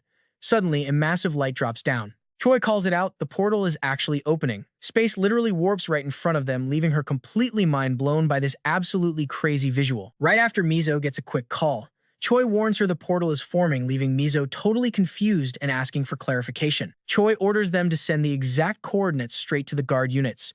A beat later, military convoys roll up prepping their heavy missiles for a potential boss fight. Park spots something off. He claims this is not the planet he just came from, it is just a standard portal. Choi demands to know how he can tell without checking high-tech gear. The guy stops, noting the vibe feels totally different from his last dimension jump. Choi breaks it down. His last jump was a teleport gate, something returnees use. That explains why the energy feels so completely off right now. But then it hits her. Taking a quick second to actually process the math, the dimensional energy from Park's first jump was way higher than a basic bridge gate. Back then, she figured the scanner was just busted. She seriously doubted her own gut feeling. Her instincts are definitely screaming that this is a major threat all over again. But honestly, no matter what, this thing is technically a dungeon gate. Yet she still questions if it is even a real portal. The watching soldiers are super hyped, betting it could be a full-dimensional break. Soon enough, multiple slick cars pull up to the chaotic scene. Another guy confirms this is the official detection squad. Right on cue, heavy choppers swarm the sky directly above them. He is totally shook. He shouts that a portal actually opened, expecting a catastrophic dimensional break. Bam! Another massive beam of light completely floods the zone and a brand new portal spawns. Choi scans the energy, confirming this is absolutely a standard dungeon gate, realizing Park's gut instinct is completely goated. He beat her read even with her top-tier national detection skills. Park's brother's car rolls into view. Hans and the professor confidently walk over. Hans approaches and calls out the portal excitedly, guessing it leads to an unexplored planet. Right at that moment, two more vehicles slide in. An elite squad of soldiers drops out confidently, announcing themselves as the 11th Detection Unit. They immediately start dropping measurement gear everywhere. Juno leans in, asking what those weird gadgets actually do. The girl explains the tech calculates the exact dungeon tier and the remaining timer until it breaks. They crunch the raw data and the screen flashes 4,280. The tech guy sighs. It is literally just a level 4 dungeon. Park shrugs, saying that works for him. Miso looks totally bummed out, asking if it is seriously just a mid-tier zone. Then, the girl changes her clothes. She points out Park's claim that this is not his original portal, so she wants to run a raid and check the place out. Meanwhile, the scene cuts to the director on a frantic phone call. He demands if this is really just level 4. Miso replies they are not totally sure yet. And here is where it gets interesting. They first need to figure out if this new zone links back to Park's original world. The director sounds ready to rage quit, screaming that this mess is driving him insane. He demands to know if Miso realizes the sheer budget they burned. Miso replies, nothing is confirmed yet since Park's power level is just incredibly off the charts. The director fires back. A gate dropping right next to a fresh returnee is almost always just a standard dungeon portal. He yells about the massive investors banking on this. Miso calmly defends Park, saying his status as a literal irregular makes him insanely valuable regardless. They get into a massive shouting match. The director finally orders her to fix this disaster immediately. If they do not recover that heavy investment, they are completely screwed. Back on the ground with Park, the tech guys finish up. One analyst reports the dungeon is set to break in exactly 50 days, so they should tell the military squad to touch grass and go home since it is a long wait. Park smirks, noting that timeline works perfectly for his plans. Another guy brings up that Park has to solo clear this level 4 zone. Park raises an eyebrow, asking if their current guild roster can even handle the grind. The guy laughs, saying it is easy. He flexes that the energy scanner is a staple for most major guilds, but this newest model, it costs a sick 3 billion. Park whistles at that wild price tag, but the guy smiles, revealing they got approval to permanently rent the insane gear just for this gate. He just needs Park to sign off on the official paperwork. Park eyes him up, asking why they are showering him with all this free loot.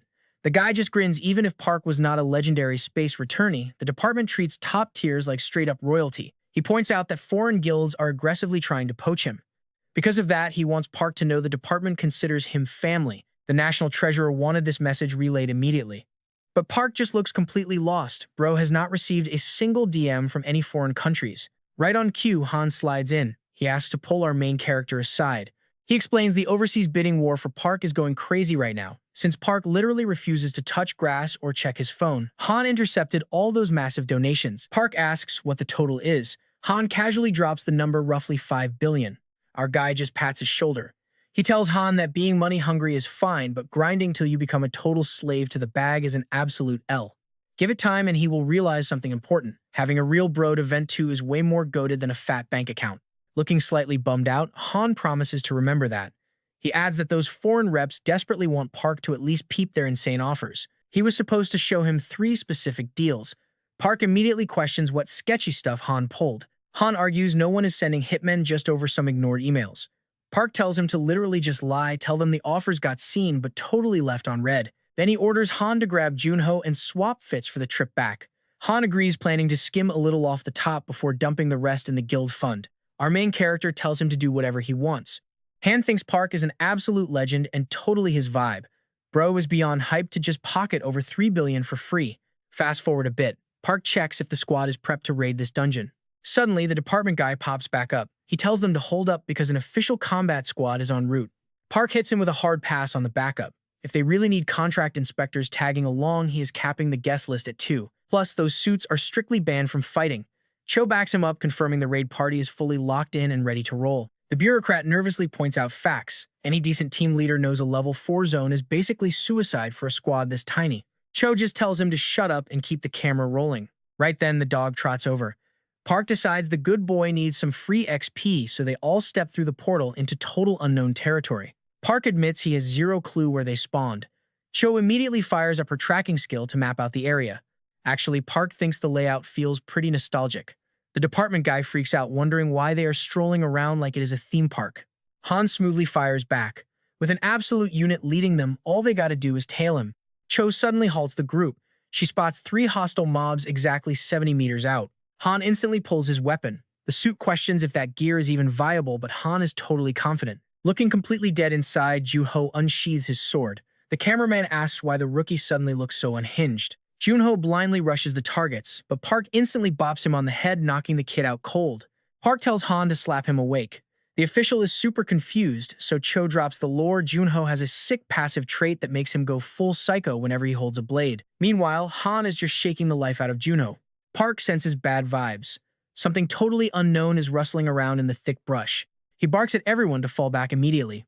A massive beast bursts from the shadows, charging straight for the squad. The crew scrambles into defense formation. But watch this, Park just sprints headfirst into the danger zone. The guy records everything. A mob swarms Park, but he literally one-shots them all like it is nothing. A system prompt drops 48 conquest points secured. The squad stays totally paranoid, knowing more aggro mobs are definitely lurking. Park is actually shook by his own reaction speed. Bro cannot believe his own buffs. He yells at Junho to grab the drops. The duo starts slicing open the carcasses to farm those sweet mana stones. The bureaucrat notes how chill Junho seems outside, but give him a knife and he transforms into an absolute menace. Cho tells the guy to zip it and keep walking. Park announces he is going on a massive killing spree next, so everyone better stay sharp. After bagging all the monster drops, that camera guy watches the chaos unfold. He seriously questions if sending C-rank interns to babysit a rookie and a psycho was smart. Park whistles for the dog. He commands the pup to sprint deep into the woods and pull more aggro. The good boy happily obliges, zooming into the trees. Cho and the official just watch, sweating over what happens if a massive horde pulls up. The nervous team leader asks if they are about to get wiped. Cho literally just tells him to keep filming. Seconds later, Park warns that the wave is here. A heavy rumbling noise violently shakes the entire forest floor. The department guy is absolutely losing his mind right now. Seeing Junho tweaking out, Han screams at him to pop a chill pill. But the kid is fully feral, sprinting straight at the monster wave. Right then, the dog pops back up and an arrow flies straight at him. Juno manages to dodge the shot, landing a solid hit on an incoming monster. He rushes in, totally finishing the beast off with zero sweat. Right after that, the cameraman yells out for Juno to watch his back. There is a monster right behind him, but it is already wrecked. Han sniped it from behind with his crossbow. Han bags the kill right beside Juno, both of them super hyped about their goated teamwork. Han hits level 9. The cameraman just freezes up, asking if this is seriously a level 4 dungeon. Cho roasts him, asking if he thinks it is level 3, and tells him to shut up and focus on recording the action. Suddenly, the dog goes on high alert and Park clocks it immediately. Right then, a monster bursts from the bushes, rushing straight at our guy. Park swiftly draws his dagger. The scene cuts to a car stuck in a massive crowd. A young dude seems to welcome the sector director, but Miso snaps at him. She asks if he has a literal death wish, demanding to know why he is still blocking their way. The guy smirks, saying he will only move if something actually goes down. Word is that Captain Lee and his combat team just rolled into that exact zone. And if a full combat squad went in, does not that make it a level 4 dungeon? This newly spawned zone is probably exactly that.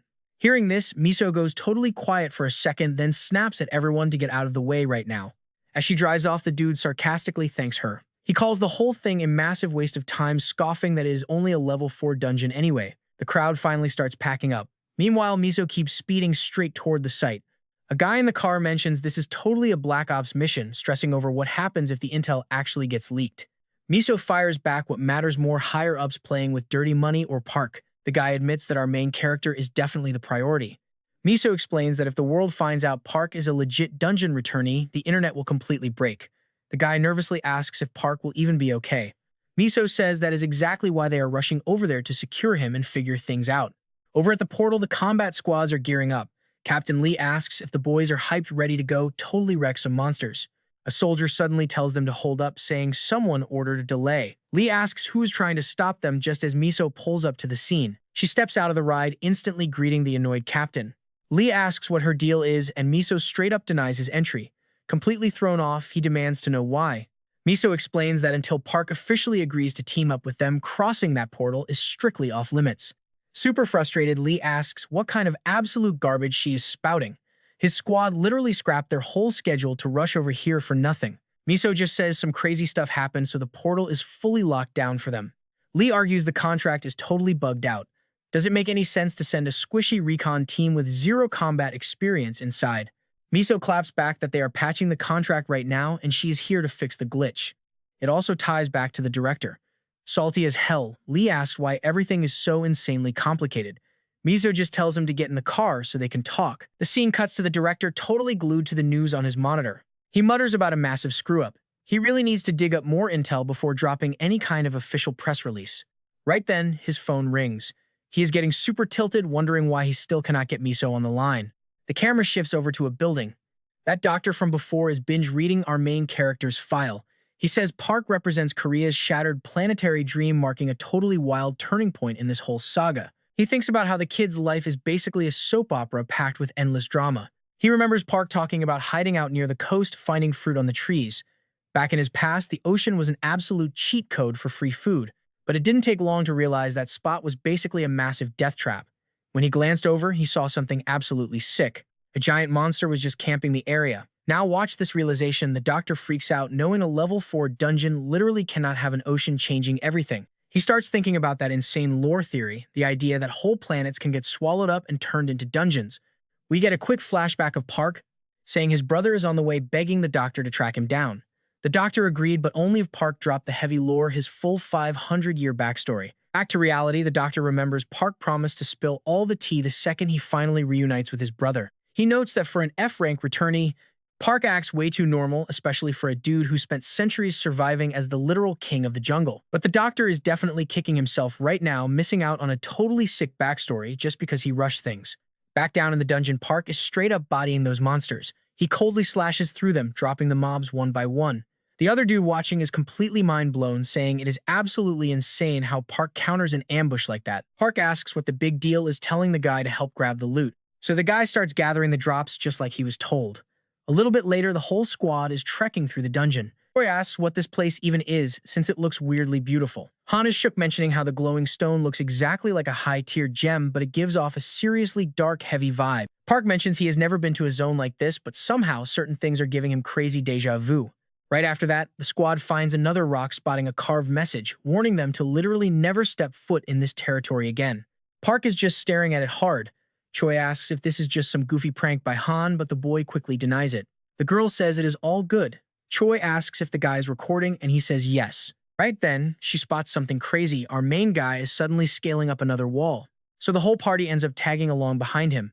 They stumble into a completely new area, discovering a massive hidden cave that opens right up. Han is absolutely flabbergasted, asking what in the world they are looking at. The walls are covered in tons of wild inscriptions, leaving them completely hyped and confused. But these carvings are super weird looking, absolutely nothing like what you would normally expect. Get this, the writing actually says it misses humans a ton. Plus, there are random doodles sketched all over the place. Then they find a massive sentence saying the writer misses the people he used to hate, right along with his family and his own brother. Han is totally shocked to see the name Junho carved straight into the rock too. Then they read a line saying Park Suho was here. And suddenly it all clicks for the squad. They finally realize what is actually going on. Han jokes that it looks like some goated prehistoric cave art with major scientific value. Choi just walks up to Park asking if he actually used to live here. The boy just gives off this intense, dangerous stare as he watches something. Reading one carving, it literally says 500 years have passed since he became the absolute boss of Moon Hill. That makes him flashback to his sick opponent. He had to fight a massive black tiger that always glared at him with crazy killing intent during their brawls. Choi asks if the boy is doing all right, but our protagonist is just dead focused on the writings. He is reliving every single epic battle and crazy grind from this zone. Then a massive realization hits him. Han keeps looting the cave and points out a stash of unfinished blades, totally wondering how anyone even crafted them out of these super shiny rocks. Right then, the boy just takes off running. Han yells out, asking where he is headed. Choi immediately starts chasing after him as he dashes toward a completely different spot. In no time flat, he reaches the very top of the massive mountain. Surprised by the view, he wonders what actually went down here. Choi finally catches up, catching her breath, to ask if this was really his old base. Park confirms it was, but says something is totally off. There is supposed to be a snowy mountain right over there and a whole orchard of fruit trees on the other side. Plus, the ocean should be right in that direction. Choi is completely stunned, asking if a sea even existed. Park says this spot is called Maze Floor 12. Basically, nobody should ever go near it. Choi is losing her mind trying to figure out how a level 4 dungeon could have an ocean, asking if Park seriously wrote all those carvings himself. He just nods, yes. Writing all that stuff was his only way to stay sane and not completely forget modern society. Back when he first spawned into this insane place, he had to camp out in that cave just to hide from the overpowered beasts. Even after he leveled up and moved out, he would constantly backtrack just to keep leaving messages on those walls. Choi wants to know if those creepy lizardmen were always camping here, but Park says no. So she asks what actually happened to his old animal squad. Park says this was leopard territory and those cats were definitely not weak enough to run from some basic lizardmen. Choi points out that thick mist, saying it marks the physical edge of the dungeon, which is exactly why they are soft-locked from going any further. Right on cue, a loud noise starts echoing through the trees. Choi panics, wondering if the lizardmen are already popping their special skills. Park confirms they are walking straight into an ambush. A massive pack of lizardmen starts scaling the cliffside while Han and the crew are still climbing above Park. Choi checks the stats and freaks out. 102 lizardmen are charging them.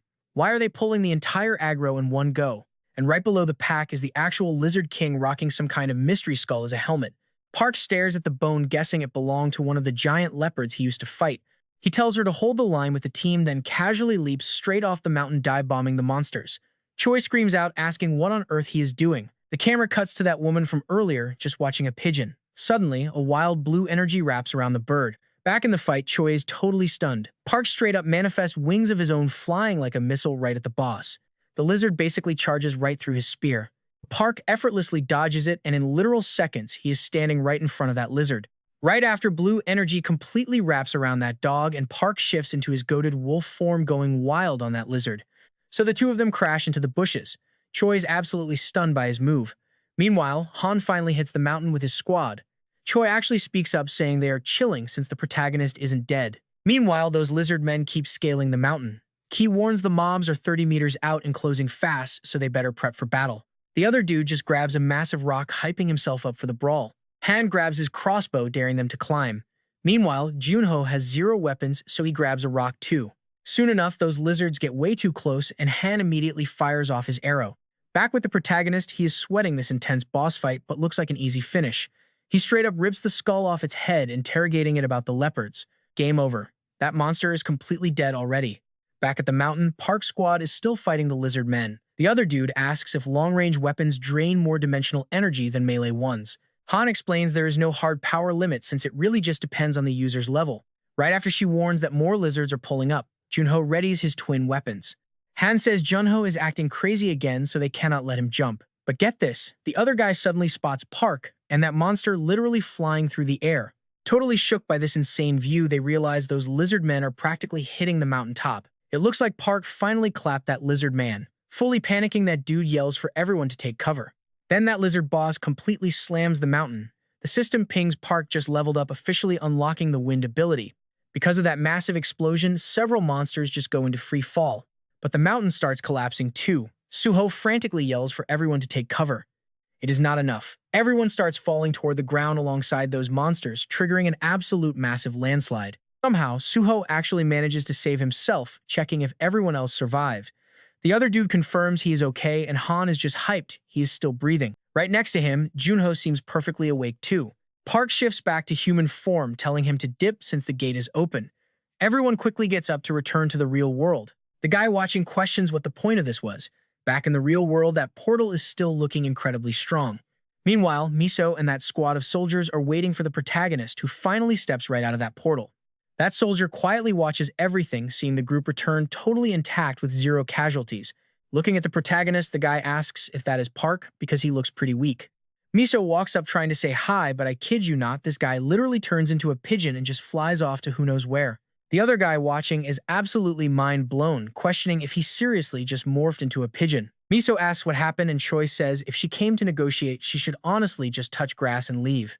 Miso asks about the recording, and Choi says to head back to headquarters with Chief Kim. But the girl replies she also needs to tag along with them. Choi asks why, and the girl explains her mission to observe Park is officially over, which is exactly why she got dispatched here. Plus, she got a new quest to assist at the field border right near North Daegu. The other dude mentions 4 portal management members are staying put, since that is the bare minimum needed to watch the gear. Junho shakes the guy's hand, telling him to chill, promising they will treat them like top-tier guests. The dude observing the protagonist's brother is super shocked, realizing he acts completely different in real life. Then the scene cuts to the other guy asking what he meant by going back, questioning if he didn't just say they should cooperate with the protagonist. Miso tells him to just head back and discuss his salary. Plus, the director is waiting, which is exactly why they need to leave. The man says that isn't the issue, asking why Park refused a meeting. Thus, a whole argument breaks out between them. The dude Han and Junho are just standing there watching all this drama. Han admits that guy's voice just annoys him, and Junho begs to finally leave. Right after, we see several buses driving off somewhere unknown. Then someone actually calls Miso. Miso gets totally hyped, asking where she was and if she told the press everything.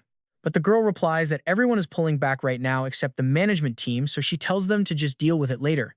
A second later, a dude shows the room a clip with a Korean inscription popping up. He asks if everyone caught that Korean text on the screen. Turns out that text is legit, Park Suho's personal diary carved right into the cave walls. The clip shows the dude just yeeting the Lizard King like it is absolutely nothing. He adds that he's sadly misrecording more sick footage inside the dungeon. But he got some decent shots outside. Someone spots the kid's weird form on screen and asks if that is literally just a pigeon. The presenter confirms it. They totally think he can fuse with his tamed pets, and that is exactly where the whole video cuts off. A white-haired exec calls it straight up terrifying, mostly because of how easily the kid clapped the Lizard King. The director chimes in asking if a level 4 dungeon's Lizard King is supposed to be around rank B level. No cap, the presenter corrects him, it is actually rank A. Our boy just soloed a rank A monster without breaking a sweat. The director immediately wonders if Park Suho is goated above rank S, but Choi shuts that down. His current dimensional energy reads as rank E. His raw combat stats are at least rank A though. Fusion makes it wild, they legit think he can hit rank SSS depending on the pet. Plus, unlike normal awakened dudes, Park Suho does not even have a level cap. The white-haired boomer asks if every single returnee is this cracked. Choi honestly has no clue if they are all built different like him. The director then presses about what his actual stats look like before coming back. The presenter points out that if everyone from the Cataclysm returned as hyped as Park Suho, their nation would be completely unstoppable. But hitting a portal with 0 gear is a death sentence. The odds of finding anyone else on his level are basically 0. Still, the director states the facts. The first tests clearly prove Park Suho really did survive a crazy level 4 dungeon. Choi fires back. They simply cannot be totally sure yet. The director admits he hates it, but they have to face reality. They are not dealing with some brand new planet. Right now, the only thing that matters is uncovering the secret behind Park Suho's insane abilities hidden inside that dungeon. He complains about Park Suho blocking the scouts even with a contract signed. The white-haired guy guesses the kid just wants to gatekeep his wildly overpowered secrets. Choi defends him, insisting Park Suho is not toxic like that. Miso then steps up. Maybe they should actually try negotiating a little harder. The director is totally lost. What else could he even want? They already threw a massive bag of money at the kid. Miso claps back. That is exactly the problem. Disgusted, Choi walks right out. She is fuming, completely annoyed by their obsession with the secret behind Park Suho's crazy strength. Meanwhile, the director tells Miso to stack Squad 37 with 80 rank C or higher hunters. He will personally track down Park Suho himself. That would easily smooth over the massive drama with the minister's investment. The director adds that just taking all the dungeon loot is honestly a total win. He calculates they would rake in triple the usual cash plus a 78% bonus. Then the director seriously asks Miso what kind of crazy bribe would get them full dungeon access. Miso just smiles. Do they not already have enough to spare? Now check this out, total vibe shift over at a plantation. A kid asks Monk Myungjin if he is picking tomatoes today. The monk says they are harvesting everything: tomatoes, peppers, and potatoes. Heading into the shed, one kid brags they will pick 100 cherry tomatoes, while another flexes they are going for 200. A third kid mentions Jane promised to whip up roasted potatoes and peppers later. Orders drop. Grab a hoe, touch grass, and start harvesting. But from the shadows, some super creepy dude is straight up stalking them. The scene violently flips to a soldier announcing 10 minutes until they roll out. He orders everyone to do a head count and run a full gear check. The squad confirms all systems are totally green for detection. Meanwhile, Choi is just chilling and scrolling on her phone. She reports back that Detection Team 11 is looking flawless. The commanding soldier yells that the whole operation is officially a go. The heavy armor starts rolling out. Inside the tank, Choi is still completely glued to her screen. The grunts start gossiping, saying the DMZ border is literal hell on earth right now thanks to non-stop dungeon breaks. Another dude says it sounds like major cap that a detection squad would lead the actual front lines asking for the truth. Choi hits them with reality. It is true, so they better text their final wills home before they lose signal out there. Watch this timing. We jump to where our main guy is crashing, and his phone immediately blows up with a call from Choi. But the kid is literally dead to the world. Nearby, Ham is gaming, noting how much more the guy has been sleeping lately. He figures that since everyone found out he is just a level 4 returnee, the stream donations should have totally flatlined. Instead, the crazy numbers on screen leave him completely shook. Just then, Junho rolls up and Ham immediately demands some answers. The kid forgets to knock before entering and quickly apologizes, seriously wondering if he just committed a crime. Junho asks if the monk called at all, but the kid says nope. Junho admits he cannot reach the guy either and wonders if something sketchy went down. Han jokes about the monk reaching divine enlightenment, but honestly, he is probably just goofing off with the kids somewhere anyway.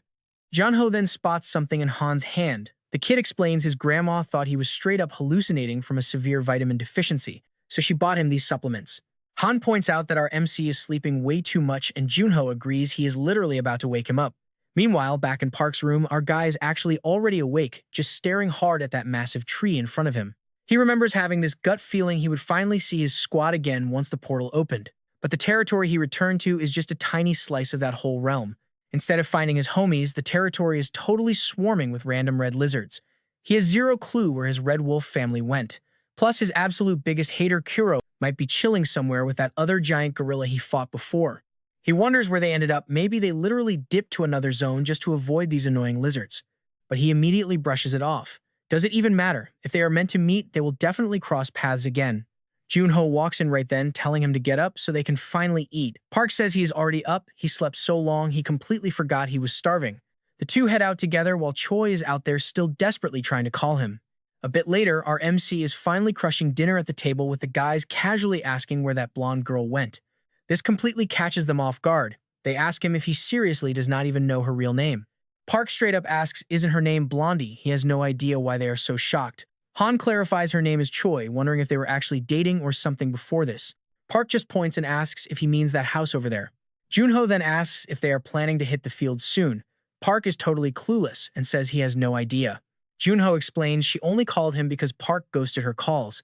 Plus, they desperately need to recruit some fresh members for the guild. Park asks if they really even need to do all that. Junho insists they definitely do. They need extra hands to monitor the portal meter since a new gate could literally spawn in her territory anytime. Our MC then asks Han if he happens to know where they can recruit more people. The kid says he might find out by asking an old boxing buddy. Park asks if that missing monk ever showed back up. Junho replies he has not called either, leaving them clueless about where those elderly orphans live in Seoul. Getting super annoyed, Han complains the monk is still straight up ignoring his phone, which is totally out of character for him. The scene cuts right to the battlefield where Choi is just standing around waiting for orders. Checking her screen, she realizes she is deep inside a red zone full of necrophages. She questions if this was even on their original route, but she just shakes it off and powers her phone down entirely. Back at the house, Park finally notices 2 missed calls from the girl. He tries to ring her back right away. The number is already completely unreachable. Now watch this shift. Military tanks roll out toward a target, but massive hordes of zombies already have the entire zone surrounded. While Park is still trying to get his call through, we see Choi's phone lying there, completely covered in blood. Park figures she is just busy. Shortly after, a fancy car pulls up to their place. Misu tells Junho they arrived and asks to speak with our MC. The other official looks over and spots Park right away, who is just chilling in a chair checking something out. Park asks if they are here for the inspection and Misu confirms it. Our guy points out they aren't some brand new guild, asking why these officials are so completely obsessed with inspecting them. Misu straight up admits they want to uncover the actual secret behind his insane dungeon abilities. Park sighs, he already told them 1,000,000 times. Just touch grass and train hard for 1,000 years. Why won't they believe him? The official tells him to stop trolling, saying they are all from the exact same country. They need to step up and act like true patriots during this massive national crisis. Park just stares. What is this guy even yapping about? The official explains that the spawn rate for level 6 dungeons is jumping way up while the dungeon break timers keep shrinking down. Meanwhile, the amount of infected people roaming the field has completely skyrocketed, putting massive pressure on society during a brutal food and labor shortage. They desperately need goated, awakened users just like him. Park pauses and asks what he means by infected people. The guy says that after the whole cataclysmic shift hit, some completely unknown virus started spreading rapidly among everyone living out in the field. These infected are called necrophages. Those red patches on the map are red zones swarming with them, and it gets way worse if that territory expands. Ground transport is completely dead. Handling wild dungeon breaks out there is about to get insanely difficult. Mr. explains they totally thought it was an alien virus from a portal, but it spread way too fast for their current crew to even stand a chance. Park double-checks the deal. If he just free roams the dungeons and hunts, he gets 2 epic rewards in return. First up, Mr. promises to bump Park's guild straight up to level 5. That unlocks every single dungeon level 5 and under. He asks if that does not get him totally hyped. The second reward is literal free real estate. It is an old northern zone near Park's turf, assuming he is cracked enough to actually run it. Park points out that land is already a total ghost town. He asks if they just want him to babysit Eastern Seoul because it is getting wrecked. Mr. admits it is dead space. Aside from a handful of cities, the whole map is pretty much just empty fields. Post-disaster, the locals out there were absolutely going through it. Everyone just packed up and started bouncing to safer zones. But the highly secured major cities are completely maxed out on space. Park asks if he's supposed to just sit there and play host. Mr. claims that when crowds gather, they naturally start rebuilding the city, setting up sweet trade hubs inside dungeons and fixing up the farms. If Park's guild proves they are completely goated at managing the zone, they could rake in insane cash from the dungeon markets. They should keep the mobile base handy for sudden breaks. Park admits the deal is actually pretty sick, but then asks what is really going down up north right now. Park notes their whole command structure got absolutely clapped right when the Great Disaster first hit. Mr. mentions there were wild military coups. The whole system completely folded. The elites bailed to the mainland. Now the survivors are wandering around, barely clutching up to stay alive. With zero dungeon management, wild breaks are popping off non-stop. He figures it is only a matter of time before those refugees flood straight down south. Park pauses for a second. He genuinely wonders if he is just tripping right now. He takes the deal and tells them to drop the paperwork. Misu gets super hyped, claiming he made a massive W choice. Park double-checks if that mandatory 30-day lockdown rule in the country is cancelled. The girl confirms it is totally scrapped. Park then drops 2 personal side quests. Number 1, he needs to meet the big-brain scientist who cooked up that dimensional energy scanner. Number 2, he desperately needs to track down his missing guildmate. That monk from earlier randomly ghosted his calls completely. Misu calls those requests extremely basic and promises her own squad will handle the tracking for him. Park gets up. It is time to grind out this brand new mission. Now watch how crazy this timing is. We cut to 3 random hopefuls sweating it out in some tense waiting room. One guy sits there stressing over the Stella Guild. They are basically the most elite mercenary squad funded by Korea's biggest megacorp. They only hire twice a year, and most applicants get completely filtered at step 1. Getting in is the absolute dream job for mercenaries. It is harder than touching grass, but if you clear it, the backing is legendary. That is exactly why he shot his shot, hoping for a literal miracle even after catching a rejection before. But plot twist, he actually cleared the first round. After 3 sweaty years grinding in tiny clans, someone finally respected his mercenary hustle. It is not a W yet, though. Out of 50 qualifiers, only 10 survive the final boss interview, so he desperately needs to lock in right here. This is literally a once-in-a-lifetime shot for him to go totally pro. Right then, his phone buzzes with a wild email. He stares at the screen, totally shook. Sometime later, a staff lady tells them to clear out.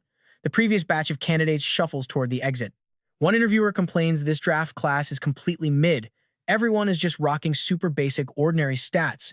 The female judge jokes they would make solid porters, basically meat shields, who will guard the guild's loot with their absolute lives. But the other guy points out Jang the swordsman. The dude has 3 solid years of actual real-world combat experience under his belt. Sure, he is hard stuck at rank E, but if his awakened skill is fencing, he might be a hidden gem worth power leveling, so he officially claims him. With that settled, the staff calls for the next wave of applicants. Numbers 46 through 50 get summoned to the room. The final interview gauntlet fires right back up. Wait a second. The interviewer asks why there are only 4 bodies here and where Jang vanished to. Someone mentions he just randomly dipped out. You are going to love this reveal. Flash back to Jang's phone screen. Park straight up slid into his DMs with a guild invite. That is exactly why he ditched the interview. You do not overthink an offer like that, you just immediately smash the accept button. It is the absolute legend who saved his life and basically broke the Korean internet. We then cut back to a tank rolling out toward the battlefield. The soldiers remind each other to stay completely locked in. They had zero clue when a random ambush might drop. Meanwhile, some seriously cursed monsters were camping the whole area. One soldier complains these roads are way too sketch. They totally should have played it safe. His buddy claps back that they literally had no choice. Taking the normal route meant they would never arrive on time. Just seconds later, the soldier frantically waves his bro over. He just spotted something completely out of pocket. Peeking closer, he freezes. It is literally a pack of zombies absolutely going to town on a dead monster. Those zombies lock eyes with their tank looking straight up evil. The soldier instantly yells to just nuke them all with the rocket launcher, but his friend warns him that shooting will just aggro the entire undead mob. The captain barks back time is totally up. They need to fire right now.